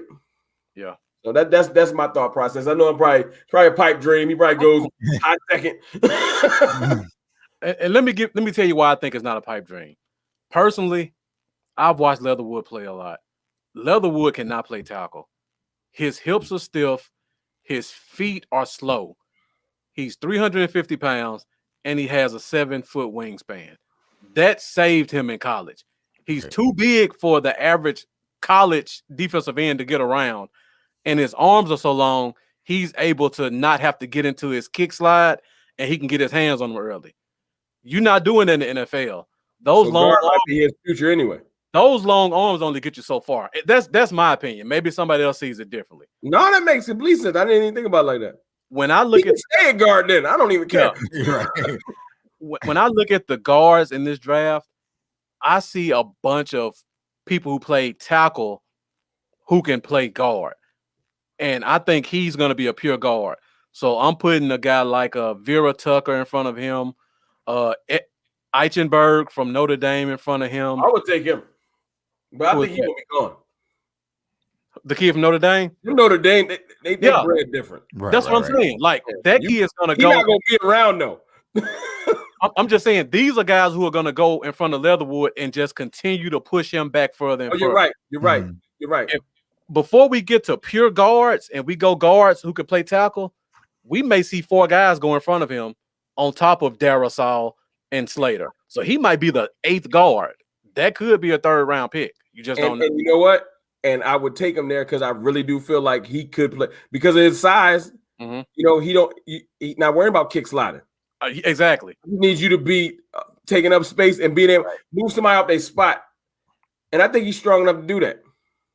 Oh, he's more than strong enough for that. But his feet, oh my God. He might add some length to Tyron's career if he do it right. Because right now, playing next to Connor Williams, Tyron, you see where he be having to try to block 2 people. Right. They're double teaming, man. Right. You're right. So, do you think that Connor is going to be a movable piece then? Definitely. Not for nothing incredible, but yes. Yeah. He can move. He's a starting guard. Somebody will take him. Somebody take him. And we'll take our 3rd round pick for him, 4th. Right. Get another defender. I'll take a pick next year for him if I have to. Yeah, absolutely. If I had Leatherwood in the back pocket with Connor McGovern still on the team, Mm-hmm. And that's our swing guard. But you know what I'm saying? McGovern showed that he is a good depth piece. We'll keep him. We got a couple other depth pieces at tackle that we picked up that I really like this year. This year was good for depth. Like, we can we need to get the people in front of him back. You know, so I agree with you. I hope you're right too. I hope we do fall to us. You're talking about a celebration in the 3rd round. I'll be excited. Yeah. Yeah, I miss our line being dominant. I see a lot of people giving McGovern love. One thing we got to remember, we don't have a backup center. Joe Looney's gone. Like, there's no way he stays. So we're gonna need a backup center. And I've seen this team value guys who could start at guard and keep them as backups because of that position flex. They gonna mess around and get McGovern in that air center. Watch. Yeah, because Joe Looney should have been starting a couple years ago, but they kept him as a backup because of that value he had as a backup center. Yeah. That's why Connor Williams started in the first place. Right. That's a fact. So yeah, Tuck, I know you're house shelf, and we talked about this before the podcast started. Let the people know why you Shelvin as your third round. So I was kind of torn, man, because he had my guy up there, Marvin Wilson, of course. I was trying to do my all-nose draft, man. But I feel like when it comes to Marvin Wilson, man, just to be honest with y'all, I feel like he's going to be more of a 3-tech. He's not going to be the cornerstone nose that the Cowboys need. And honestly, we haven't had it in quite some time. So I feel like what we need is some guy who can get right over the center, have that collision course, a big fat nasties, as I call them, man. It's going to cause some ruckus in the middle. And that can help up a lot of things, man. It's going to free up our outside pass rush, keep our linebackers clean, and, just overall help, man. So I feel like that's a position we need to address. And I feel like Tyler Shelvin is the perfect piece for that. He's not going to jump out stat-wise, man, but he's going to take up, those double teams and let everyone else go out there and eat, man. So if you can get a guy like that with that third pick, I feel like he's more valuable than what Marvin Wilson can actually bring to the table right now when it comes to the Cowboys, because you got Neville Gallimore, also Tristan Hill coming back. So it's pretty much a rotational guy versus Tyler Shelvin, that 3-4, man. You can plug him in there in that one gap and let him go. Well, they they gonna bring your boy back. Boy back? Who Crawford? No. Boy. No. Gerald McCoy. Boy. He's coming back. Yeah, about that. I'm just saying, like, yeah. So ownership talk about it. So Gerald McCoy can teach Tyler Shelvin the ropes, so what it's like to be a professional. So we can do all that stuff. Yeah, but Gerald McCoy is not that. You're right. He's not you gonna put you at D tackle. We good for the rest of the year. Right. He's a little long in the tooth. He coming off injury, so you definitely need some depth. Right. But he don't mind teaching, as we can see. He teaching people when he ain't on the team. So. Right. I don't mind them being on there. I like people that bestows knowledge and isn't just not. It's just my knowledge. Yeah. So I'll take Gerald McCoy back. Just not if they think that's like the whole Richard Sherman thing. Don't sign him thinking he corner 2. Right. You'll bring him in and he's depth, like good veteran depth. But don't be trying to be like, all right, we got Diggs and Sherman. It's gonna be a long year. Right. So I'm with you. Right. And Jaquez is in the comments. Jaquez McHale saying Quinn doesn't like big D tackles. He thinks Marvin Wilson is more of a fit for what Quinn likes. I mean, I can see that, but go ahead. When it comes to Marvin, man, he's boom or bust, man. There's some plays when Marvin looks like the number 1 draft pick in the draft, and there's some plays where you're thinking like, where the hell is he at? So it's like this thing with Marv. Now, Marv does bring leadership. I'll tell you that. He has the characteristics. He's a solid guy you can depend on. But I feel like even though that's been Quinn's scheme traditionally, man, he's going to want to bring someone to stop this damn run, because that should be the very first thing primarily when it comes to the defense is stopping the damn run. And I feel like if you've been trash, for so long. So if you're getting a guy, think about what happens in Tampa with Vita Vea. There's those guys that can just eat up the middle, man. Take up the blocks, and just a big fat nasty man, and let them eat. So we got the pass rushers, we got the ends, we got a linebacker here, give or take, man. Yeah. You Sue in free agency? Who? Sue. Yeah, absolutely. Yeah. I would too. And that sounds like a Cowboys type pick, especially if he comes off of the Super Bowl. Yeah, mercenary. He like moving around. Yeah, it's a name. It's what's cheap. The price though? Yeah. What's the price though? If that cap go up, I'll toss Sue a good 7, 8. Oh, Sue starts at 8. I'm sorry. He can take. Look, and you know what? He works. He not injury prone. And he get it done still. So he can take his 8 and he gonna earn every penny of it. He not gonna take his 8 and be like, I fell off. Now Stu is still moving people around like he's 28. You're gonna get 50 tackles, you'll probably get 5 or 6 sacks from your nose. And he bringing the pain. Like when he hit people, he's still I take Sue. He can get his 8 because there's some people on our team making money don't need to be making it. Right. You're right about that. So I see we got a couple of comments about the Connor Williams moving the tackle.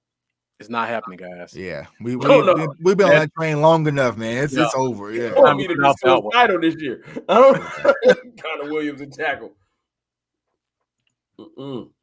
yeah. All right, so I see my guy Nix agrees with me with Andre Cisco. So I can't believe I've actually gone defense because I've never and I've gone all secondary. Yeah. Andre Cisco is my second favorite safety in this draft. Now, he has flaws. You guys can point out all the flaws he has. But if I'm looking for what Quinn does in this scheme, and I need a deep middle safety with range who can come down and make plays, Andre Cisco is arguably the best in the draft. Now, if you want a safety that's going to come down and carry a tight end or possibly cover in the slot, he wouldn't be on your board at all. Right. His hips aren't that good. He has bad footwork as well. He doesn't do well playing man. But when it comes to playing in space and seeing the field and diagnosing plays, he may be the best. And I think he's going to fall in the draft just because you see a guy like Richie Grant who can get down and cover a slot guy. Same thing with Trayvon Morick and Ardarius Washington. So I think he's going to fall. And even your guy from Florida State, he's done pretty good coming down. He didn't look good in a couple of games, but with his link, he makes up for it. I think Cisco may fall to us right here, and I'd be more than happy to get him. I'm with it. I've seen a lot of people fight me on Cisco, though. I did have him as a second-round pick, but I'm kind of leaning off that now because I see a lot of people pushing up Grant, and I can't blame him. Grant is a great player. Right. Let me ask you guys about this safety because I don't know if I'm in the dark on this one. Holland from Oregon. How do you guys feel about him? I liked him at first when I first started doing my little bad draft research. He was one of the first names popping up before. So I was like, "Ooh, we just get Holland and we good." Right. And then to be honest with you, it just I haven't heard anything, so I've moved on. Yeah, and he might still be an incredible player. Because one of his biggest attributes when I was doing research was he has really good football instincts. Yeah. So I was like, that's what I need. I need somebody to stop because our defense, I swear, they all just out there running around. They ain't making no good decisions. Right. Except for Sean Lee, but he's just old. So I literally just kind of got off the train and it might still be rolling. I just haven't been paying attention. Yeah. Yeah, I mean, the same thing you just said. Like, he was one of the first guys that I kind of just stuck out. Like, okay, because it was like, boom, season's over. What safeties are out there? And he was pretty much at the top of the list, but for some reason, it's just kind of died down. And when like you say, when you watch film on him, he's decent. He was an opt-out guy, but it's just like, I'm not hearing much. He's decent. Yeah, he's just decent. And so it's like, so I feel like he might be sliding. I'm not sure if there's anything else going on outside of football reasons, but you just haven't heard much about him anymore. Like, and it's kind of hard that we ain't got no combine or anything. So are we really kind of going off his old dusty 2019 footage? Right. And so when I look at him, I just think he's a slot corner. He's a good slot corner. I don't see him as a safety. And when you dump him into that corner stock, right, he just keeps falling down because there's so many of them that are more talented. Right. I think his speed is going to probably be in the 4.6s. I think that's going to hurt him a lot too. So you almost have to put him in safety, but I don't think he's good enough to play safety, in my opinion. Yeah. He makes up for it with instincts a lot. All right, I see Jaquez talking about the DT still, saying besides Grady, he's never really had a star DT. I mean, they had a couple of good guys in Seattle, but I agree with you there. And Tuck, like you were saying, one of the reasons I would like a guy like Shelvin, our linebackers are not going to change anytime soon. Right. So you got to give them as much help as you can up front to make sure they don't get touched. Right, and keep them clean, man. Keep the linebackers clean, especially Jalen, man. So you got to keep Jalen clean. So I keep hearing all this talk about Jalen going to Sam. To me, it's hard to believe that a guy who's played almost 100% of the snaps, I think he's played 95% of the snaps at least the past 2 years. A guy's gone through two different coordinators, technically three if you want to consider Rashard as the de facto coordinator. Right. I don't see a guy like that going from 95% of snaps to the Sam linebacker spot where he's playing 40%. As much as I would love to see that happen, I don't see it happening. So if you're gonna keep him at that wheel spot, you got to make sure you protect him. Right. Yeah. All right, we're at an hour 25. We're getting down to the last pick.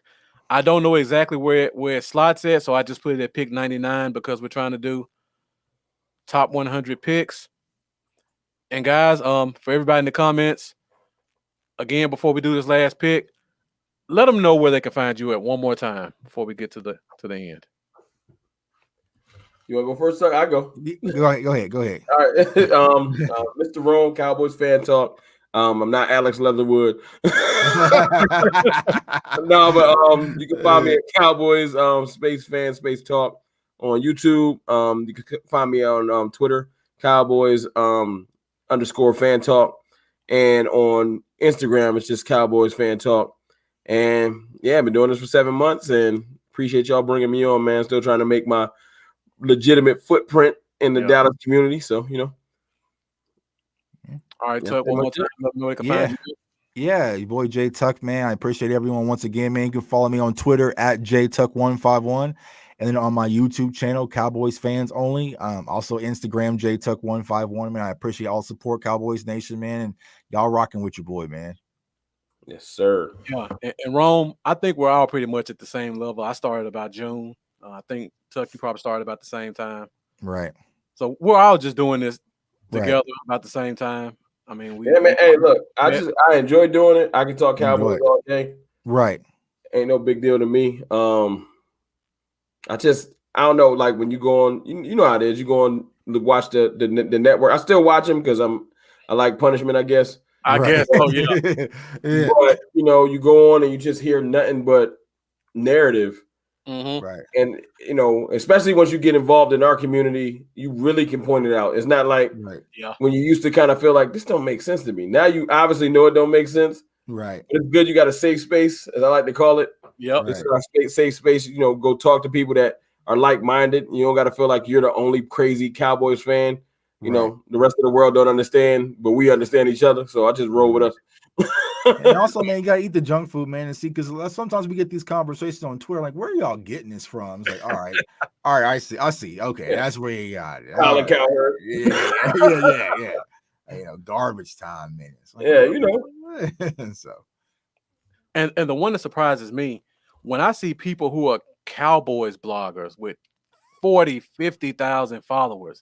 Right. And they're spewing worse crap than I see on TV of people who are Cowboy fans. Right. That's the surprising part. I'm like, man, don't you work for them? Like, exactly. Okay, man, all right. So I mean, that's the game we playing. Like, all right, cool. Yeah. So it's narrative, man. It's all narrative. I'm pretty sure once you get to that point, a lot of it is financial. Right. Yeah. So everything is pushed by what can generate the most revenue. Right. And I get it. I ain't in nobody's pockets. Right. But since I don't have to make those decisions, I'm gonna give you the truth. Me. Right. Just be me. If I'm making like 6 figures talking Cowboys, and you're like, man, you ain't the same no more. And I'm like, well, yeah, the check different too. Right. You know, I can talk all this purity until somebody slide me a 6-figure check. Right. And I might be the same. You different. I know. Yeah. You know, Jalen Smith, man, he had an outstanding season. He had need to watch the film. Broke truth. That's what I call it. It's the broke truth. If I get hired on by the Cowboys, I'm gonna delete my Twitter and start a whole brand new one. Man, I ain't gonna be able to pull up my old receipts. You're right. Like you said, no, that wasn't me, man. I ain't saying nothing. With that Thanos snap on all your social media. None of that exists anymore. Right. All right, guys. I'm excited about my next pick, though. I got something for Tuck. Okay, I'm interested to see where we're going with this one. So we'll go ahead and get into this last pick. We'll call it pick 99 of the mock draft 2.0. I just put a couple names up here that were rated right around 100. Starting to see a couple of names we've talked about before. Starting to slide in more. I think I see Tuck eyes kind of going to that right-hand corner. I don't know if we may see a double dip on offense finally. But again, you guys don't have to choose a guy that's up here. These are just some of the names I picked from some rankings. And we'll start this clock, and we'll get on it. I'm gonna chill a bit. I'm making my choice purely off of how my draft is gone. Right. Not just because of the pool, just kind of like, okay, my draft is going like this, so I feel like this piece because this will be our comp pick, correct? This is our first comp pick, yeah. Yeah, I think this is the perfect slot right here. I got so many ways I can go right here. I really don't know. I didn't put any running backs up here, but this is where running back really gets interesting at, in my opinion. I bet you we take one. You think we take I'm one? I'm not taking one right now, but I bet you we Yeah. take one. Because I know everybody been on the get rid of Zeke train. But I'm gonna be honest with you. What's the guy? Why am I forgetting our second running back's name?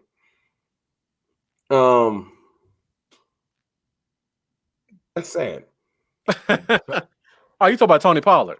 Yeah, Tony. I feel like Tony. Hey, look, he ain't really he had some flashes, but everybody was acting like we need to get rid of Zeke, and I was like, nah, I don't see it. Not like that. Not like that. Like Yeah, it was just because you can break off a couple splash runs, right. was not like if Zeke went down, I'd have been nervous. Like, Right. What are we gonna do? Right. Yeah. Bro, So if that's the case, then you can't really be like, I don't think Tony Pollard's ever gonna get a contract from us. No. Bro, I'm from Memphis. I watched Tony Pollard. I probably watched 90% of his games since 8th grade. Tony Pollard is a wide receiver playing running back. Like, plain and simple. Love him as a player. I can roll with that. He's a wide receiver playing running back. Nice slot. If they would use him like the Saints did with a Reggie Bush, we see a completely different type player. He gonna go get a contract somewhere too. It's not that I don't think he worth being in the league. Yeah. Just not from us. Oh, I agree. We're not using them right. Right. No. Zeke gonna drop 25 pounds and we're gonna think he's a different player. Watch. He gonna show his abs on Instagram. Everybody, Zeke's right. Look, he's in shape. Like, I mean, obviously I'm not in shape. He's in shape, but he's not in Ohio State Zeke shape. Right. He put on weight because he been being lazy because everybody in Dallas worship the ground he walk on. He got a whole year. If you trash, he gonna train hard this offseason. He been hearing he trash for like last 6 months. I know it's bothering him. Right. Yep. Right. You know, I know I just talked about running backs, but if Michael Carter was here in 99, I don't know if I could pass that up. That kid has it. I don't know what it is, but when it comes to running back, that kid has it. I won't be mad if they take running Out of back. North Carolina. I won't be mad at all. Yeah. I think we'll probably move on from Pollard here soon. So I like thinking for the future. Yeah. Right. I do like thinking for the future. And like I said, Pollard like sprained an ankle with Chuba, man, that would be nice too as well. Yep, So definitely. This is that spot where and then Zeke is starting to hit the spot in his contract where the money starts to go up at. Right. And if we need some money for this offseason, Zeke is going to be one of those guys we hit up with that restructure. Zeke got 2 years, and if he ain't shaking after next year, that's it. That is it. And then look, not that I want him gone, but like say for instance he has a resurgence, then everybody else is like, cool, the money's fine. Right. Oh, but if he just stay extra regular next year, right, and he don't even know it. All right, I guess I might as well start figuring out where I'm gonna move to. Right. Yep, that age is getting up there. It's not for long. And plus, if we re-sign Dak, man, like I said, we're gonna be more pass focused anyway. So it's like, how much valuable does Zeke really bring this team? I feel like Zeke's next contract, like say for instance, he have a resurgence, he's decent, and he get to Jerry's so nostalgic. If Zeke's playing decent, he won't toss him a huge contract, but he'll give him something. Right. No, we still got Zeke for like 4 more years on the contract he has. Yeah, he signed like a 35-year contract. Like for a running back, it was like 8 years. I'm like, yeah.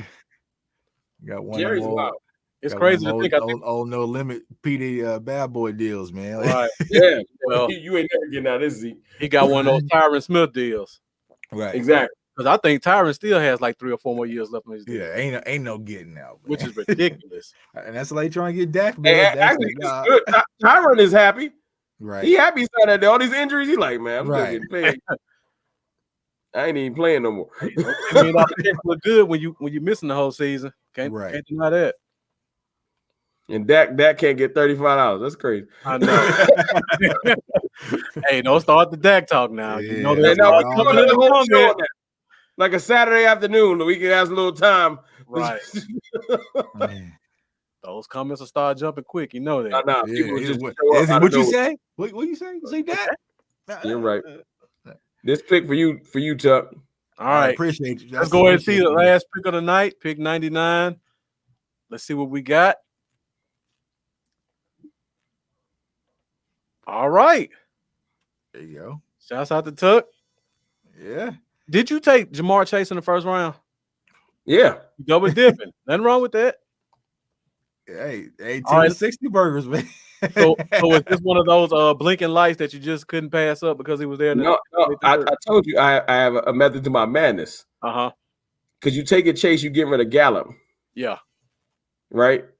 And then when you get rid of Gallup, you're still going to need to have somebody in the pipeline because in a couple of years, you're probably going to be getting rid of Coop. Right. So it's a comp pick. It's not even, you're not taking Terry expecting him to be on the field all the time. Right. And his skill set is what Gallup's is. Yeah. So Chase, it's not that Chase isn't like Tamorrion Terry's not going to see the field that much. Right. That's fine. That's why he's going so late in the draft. But you're taking him because, okay, let me get you in the pipeline, get you acclimated, get you in the system. In a year or two, you're going to be moving up. Because when we get rid of Coop and Jamar Chase and CeeDee Lamb are running this thing, you know what I'm saying? We're going to need somebody in that third tier. Yep. Right. And that's that. I'm thinking once you start getting this part of the draft, you start thinking about futures picks because you're not really, unless you're really desperate, your second comp pick in the third round is not you're not filling a slot. Right. Mm-hmm. So that's why when you're saying I might go running back, I'm like, that makes sense because you trying to you playing with house money. Yeah, you're trying to have incredible depth in certain places. And if we want what Tuck wants, you want insurance. Right. Because everything ain't perfect. So if Coop has his annual, my ankle weird for 4 weeks. Right. And you got Terry, Chase, and you like, hey, Coop, take an extra 2 weeks. Right. Yeah, you're good. Yeah. Hey, sit on down, bro. You rest. You know, you're gonna be a trade asset. So it's one of those things where I do like his skill set. I like his height. Yep. I feel like he could be a sleeper, but I also think he's super raw, and you couldn't take him early because you're gonna be like, he just ain't running the route correctly. Yeah, you're not so you put him on the field. Route. You put that go route though. Yeah, because you got like who used to get with Noah Brown? Who is it that just could come in and get deep on him? Noah Brown probably won't be bad. Not Noah Brown. Who was that guy that light skinned dude? Cedric Wilson. Oh, you talking about Devin Smith from last year? Devin Smith. He would be what Devin Smith is in the chart. Right. That's exactly what he would be, except I feel like he's better than Devin Smith. So you bring in Tamorrion Terry, and then when he gets on the field, you got to pay attention to him. Right. Because Dak is good at deep ball throwing. You leave him alone if you want to. Right. And look, it'll be annoying if you got if you somehow got in my ideal draft, it's not Chase though. If you mix Tuck in my ideal draft, if I'm gonna roll with Tuck and we get Pitts, right? Because everything broke right. I told you I would still trade Gallup. Right. Tamorrion Terry would be the third receiver. Right. That's my ideal thing. I just said Chase tonight because I feel like the Eagles are childish. Right. But if they take Chase like they probably should, then we get Pitts. We can still trade Gallup. We take Terry in the third, and we still got our receiving core, and we got Pitts. Right. Which is it's pretty incredible. Yeah. But you know, everything. This is all obviously this is fantasy talk. Right. And none of it's gonna break like I want. We're gonna take a D tackle first round. I'm like, I keep telling you guys, my biggest fear is Greg Rousseau to Dallas. I wake up in a cold sweat at night thinking about us drafting that guy. And it's gonna be even worse than Taco. Yeah, man. But before you go, Tuck, because I really want you to talk about this guy. Yeah. Mendoza asked the question wrong. We do have Aaron Parker and Stephen Guidry on the practice squad. We do also have Junvay Johnson. Do you think having guys like that on the team already, and Guidry is about the same height, weight, speed as Terry, you think these will kind of prevent us from going receiver early, giving those young guys a shot? I think Terry better than all of them. Okay. Just like y'all said, best player, like as much their insurance policies. They're not. Terry is a good player. Like I looked it up after Tuck did his rendition because I don't want to talk trash and not do the research. Right. And I said, he is explosive. He just raw. Right. This is raw. But raw ain't necessarily bad when you the third, fourth option. Exactly. Right. Raw is bad when you like. I mean, you got to be the first option. Right. You know, and those guys are great, but I think Terry would see the field. He'd see the field just because he'd be like, "Ooh, this is fun." CD, right. And Terry Gallup is gone, but you leave Terry alone on them sidelines with Dakota if you want to. Right. I feel like, honestly, Terry will be the perfect Michael Gallup insurance plan. Like if we move on from Gallup, a guy that we can now he won't be able to play as many snaps as Michael Gallup out the gate, but someone who can take the top off, reliable. Like I said, he's a fake Gucci belt Randy Moss, man. That's what I've been calling him. You know what I'm saying? Like that's what he is. He's gonna run that 9 route, that go route, but he's able to get over the top and stretch the field, and he's gonna bring that dynamic that Michael Gallup really brings to this offense. And so it's like if you're able to get him in a third, possibly a fourth, you gotta go with it, man. It's hard to pass up on. I know this whole talk we've had for the last 2 hours has been just get rid of Gallup. I don't want to. Respect for Gallup, the only reason I keep bringing him up is because he's viable. Right. Mm-hmm. This talk wouldn't make sense if he wasn't good. It's not that I don't think Michael Gallup isn't incredible. Right. But the point is that's why you would use him as an asset right now. Because if he was trash, I wouldn't be able to say all this. Well, just move Gallup. Well, don't nobody want Gallup. Right. I think a lot of teams would be like, no, I could use that. And we got to take advantage of it while because we know we about to kick out some money for Dak.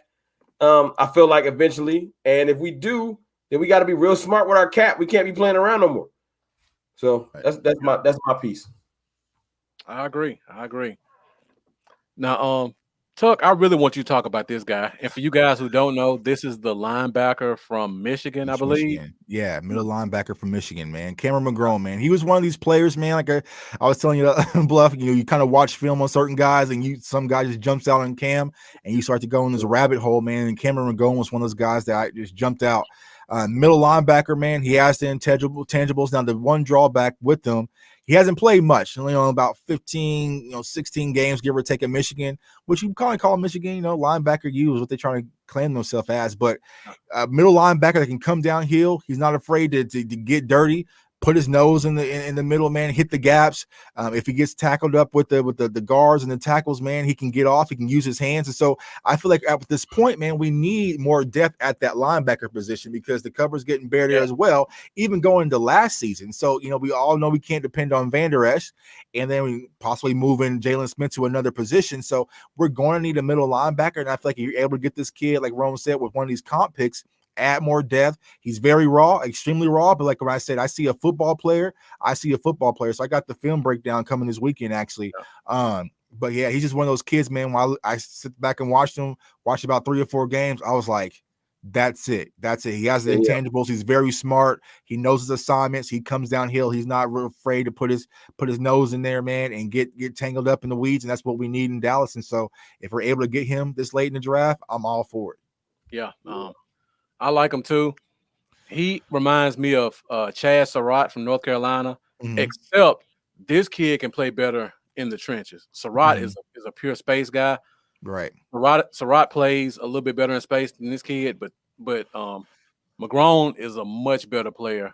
Yeah, that's where when I talk about Shelvin and also McGrone, man, I want to get better in the trenches too. Like, granted, I got my fun pick in the first round. All right, now it's time to roll up the sleeves and really get to work, man. And I feel like with the Cowboys can really get identity, especially under Dan Quinn's defense, man. It's just getting dirty back in the trenches, getting back to the basics, man. Is get hard-nosed football players that's reliable, that's smart, that's going to do their assignments. And he's one of those kids, man. I'm just like, all right, that's it. If you follow me on Instagram, man, I was up like at 2 a.m. talking about this kid on Instagram. I was like, bro, he's the one. This is it. This is what I'm looking for, man. So yeah, definitely Cameron McGrone. So if I'm not mistaken, he may still be 19 years old. I may want to look at he's 20, super young. He's 20. Yeah, he's young. Like I said, he only played like this past season, man. So he's very raw. But he's 20, young. You know what I'm saying? One of those guys you can bring in, eager to learn. I watched a few interviews, the way he carries himself, because like, all right, let me double check. You know, but he carries himself. He's athletic enough. He has the size. He's physical. You know, give me guys like that all day. So Cameron McGrone out of Michigan. All right, I got Tyler Shelvin. Tuck already kind of hit everything to say about him.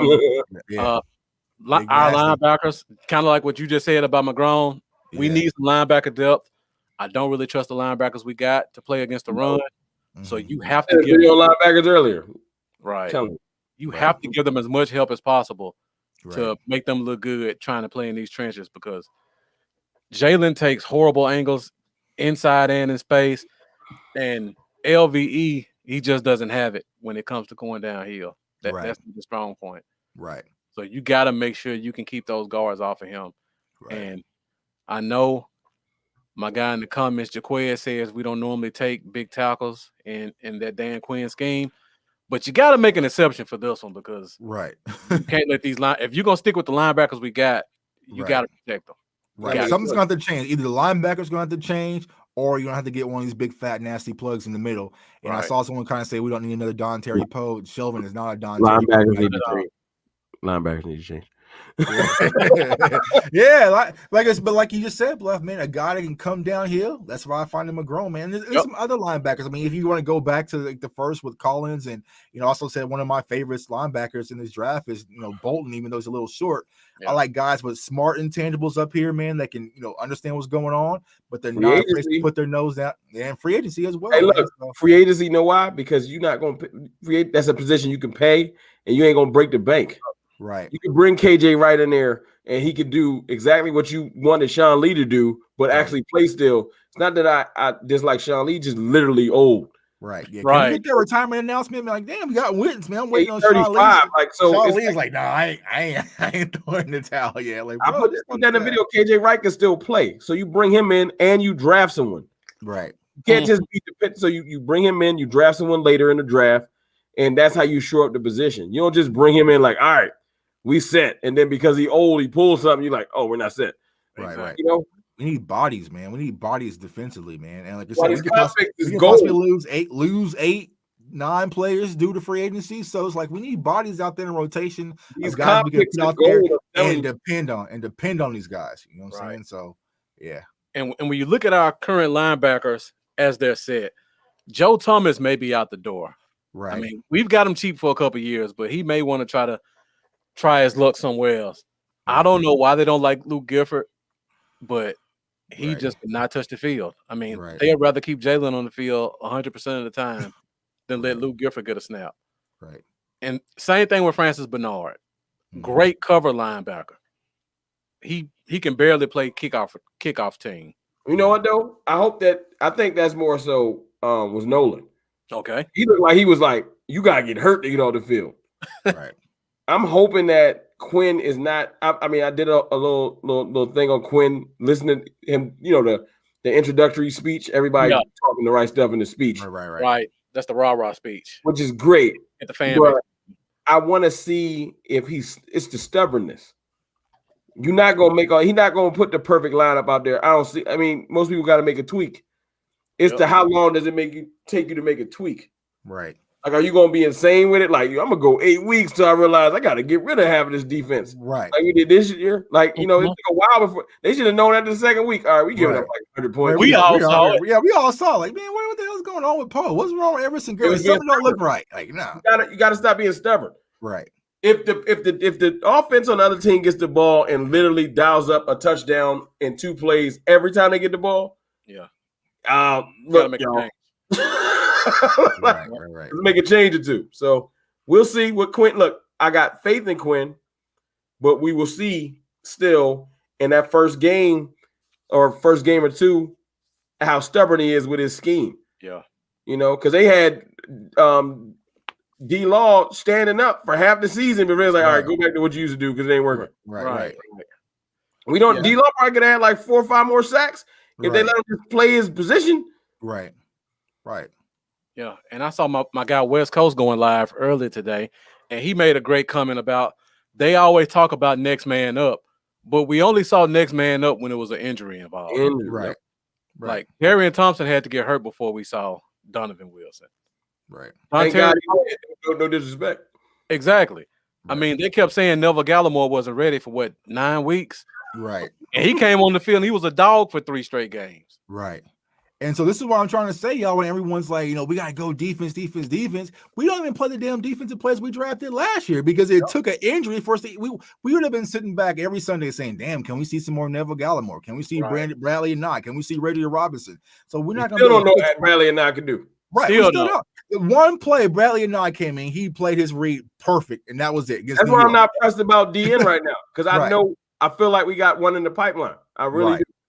He came out, read his key on Daniel Jones, kept outside contained. All right, that was cool, bro. They want these players to be able to run a crazy 40. Bradley Knott is slow in the 40, but he's quick within 15 yards.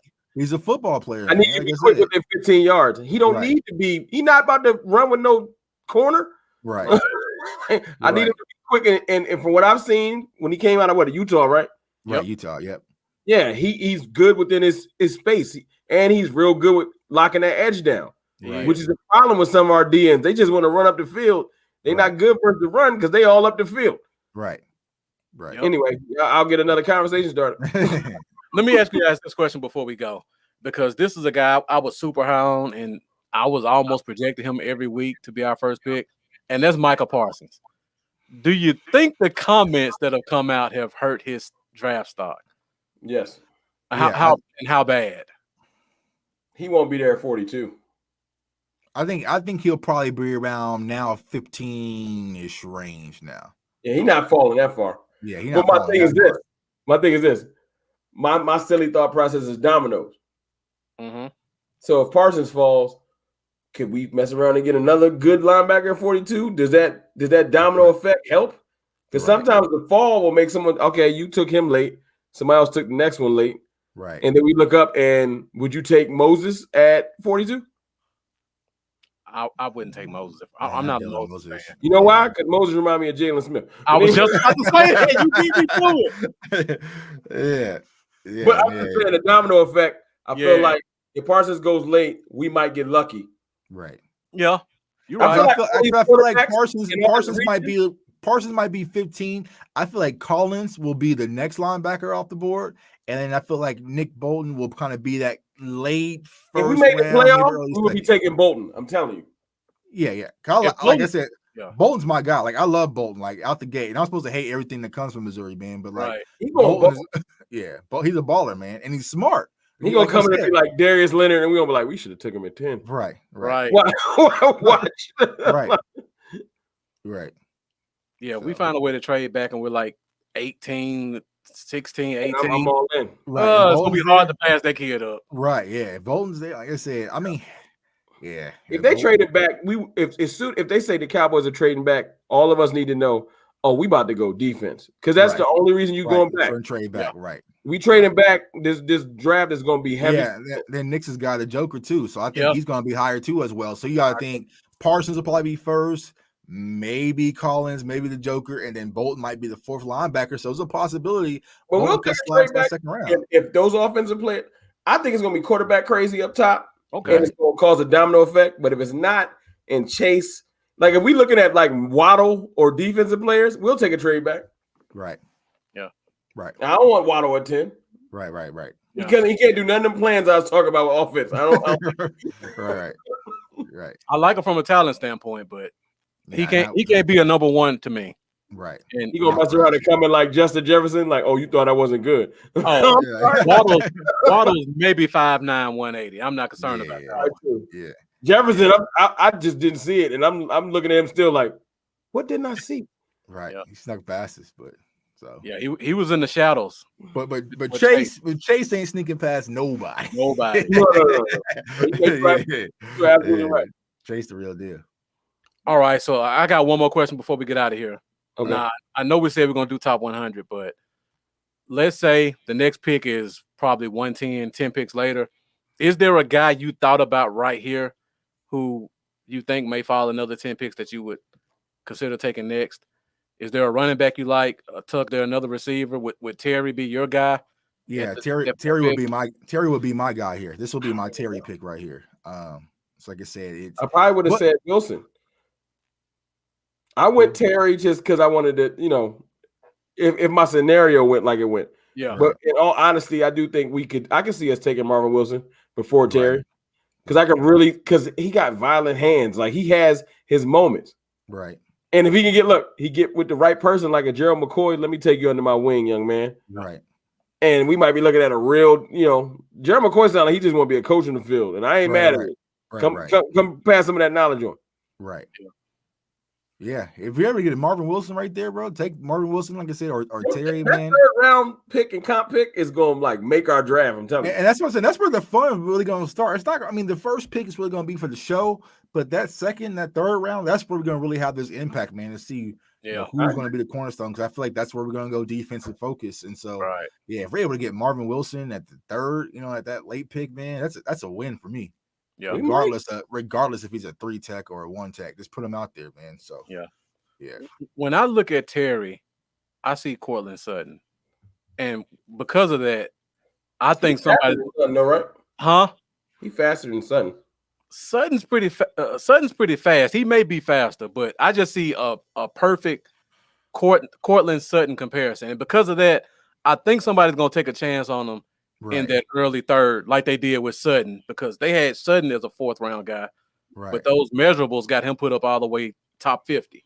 But we'll be fine because Cedric Wilson ain't no slouch with Dak. Right. Because Cedric was easy. It's just all like hypothetical. I hate this. Have not been mentioning Cedric. Yeah, we had to run with just Coop, Lamb, and Cedric. We are still just fine. Like that core is nice. Right. So I got a receiver that I'm higher on than most people, and maybe it's because I've watched every snap he's played in college. But Elijah Moore from Ole Miss, that is my guy. He reminds me so much of Steve Smith. It's ridiculous. If you guys get a chance to go watch him play. I got to check him out. 5'9", 5'10", plays with a lot of heart, runs all the routes. He can play inside, outside. Great run after catch guy. Another guy, I don't know if you follow receivers, Amari Rogers from Clemson, another one of those yak guys. I just really look for the yak guy when I'm looking for receivers this late. Right. Sound like some one of them are going to be a Raven because they need receivers. I can see Terry being because think about it, man. Terry 2019, 60 receptions, 1,100 yards, 9 touchdowns. Longest was 91 yards. He's probably going to be a steal of the draft. When I watched the tape, I was like, "Oh no, I see what Tuck was talking about." Yeah, you know, see one of the guys like, "All right, the Dallas Cowboys are gonna take 5 no's." And hey, I was giving some no's that we could look at, man, because I know. Hey, Cowboys don't draft under my nose, man. I've been down this path before, but I was saying if there's somebody out there, is Wilson. Watch, right? I'm gonna be opposed out of everybody. Like we're not gonna take Price. We're gonna end up taking Wilson. I can work with Wilson. Like I said, I like Lamar. I'm telling you, we're gonna watch Dallas always take care of that. We're gonna re-sign Cheeto. Right. We're gonna be a re-sign. We're gonna pick up Sherm. And then they're gonna go bargain in the draft with the corner. They're gonna try and go 3rd round with the corner. Watch. I can see that. I can see it. They're gonna re-sign Cheeto. They're like, you already know. Like, let's keep him, Trayvon. And then they're gonna like, okay, let's get one old corner, Richard Sherman. Let's get one young corner. Right. Mm-hmm. Call it good. You know, Steven gonna get his bargain basement on. Yeah, he going to y'all. He going to y'all right now with the cart, like right.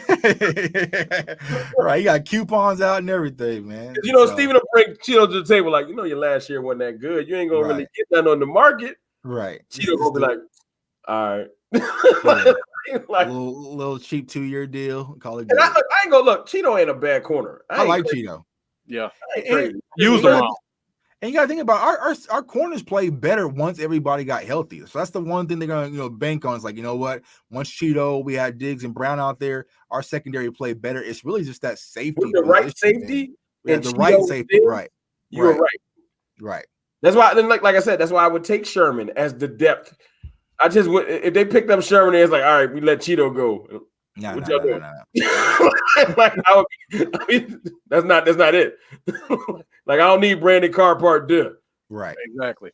Yeah. All right, guys. Well, we're right at 2 hours. Man, great show. Thank you guys both for joining me. Again, I don't really do the mock draft thing, but you guys brought a lot of great knowledge to let these fans kind of know what they need to be looking at. as we go into combine season. So we had Horn. Oh, we had Horn. Who was your second pick, Bluff? Horn, Samuel, and then Cisco and Shelvin. Took 16 receivers. And then you had Chase. Yeah.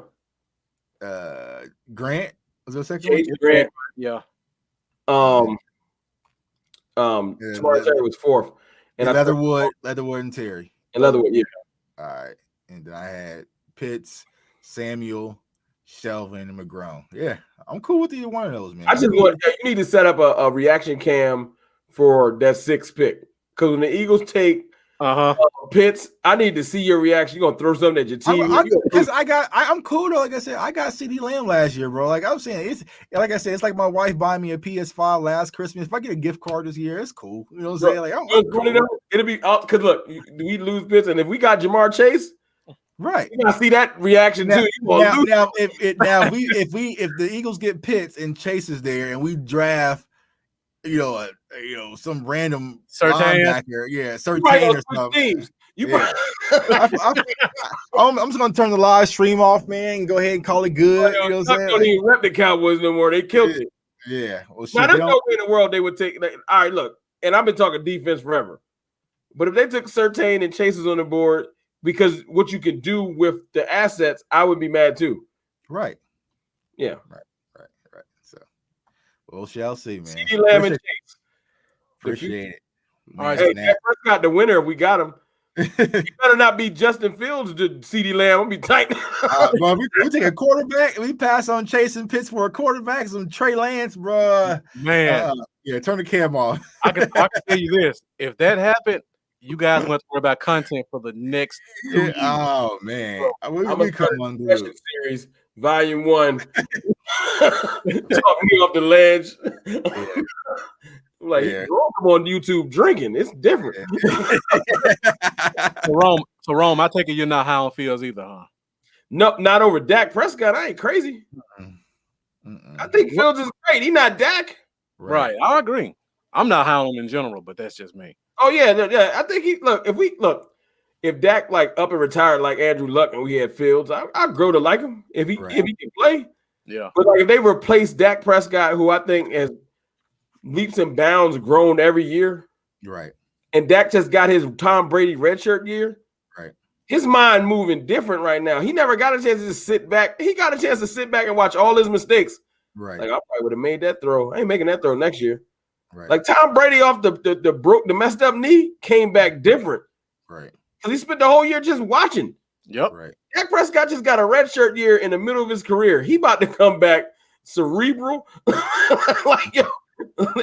He has a new look on the game. I cannot wait. At least we ain't Philly. At least we ain't got 7 quarterbacks that is not that good and we don't know what to do. Right.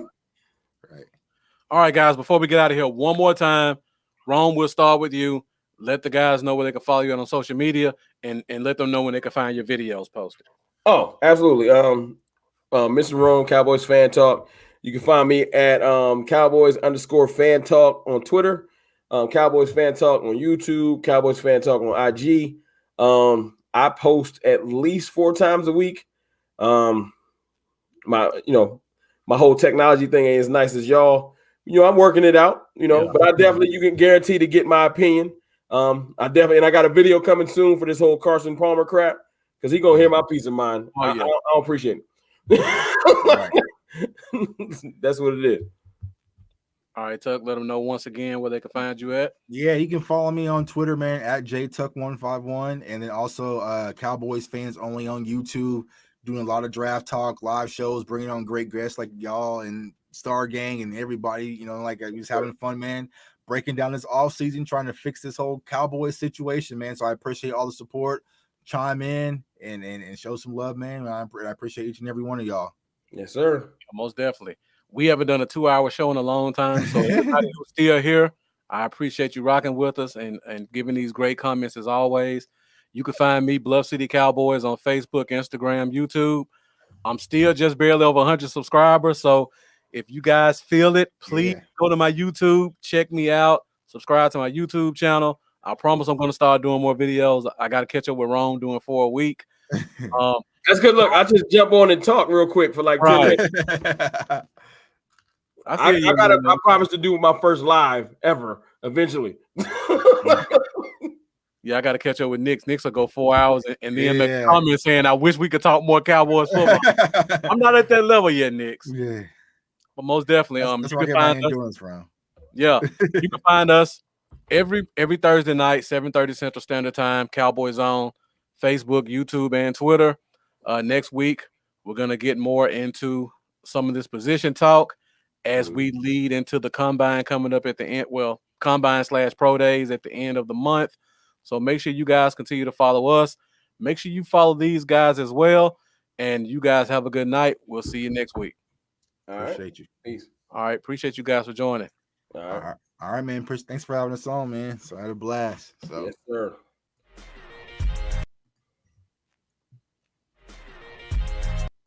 Trying to get the video to close out.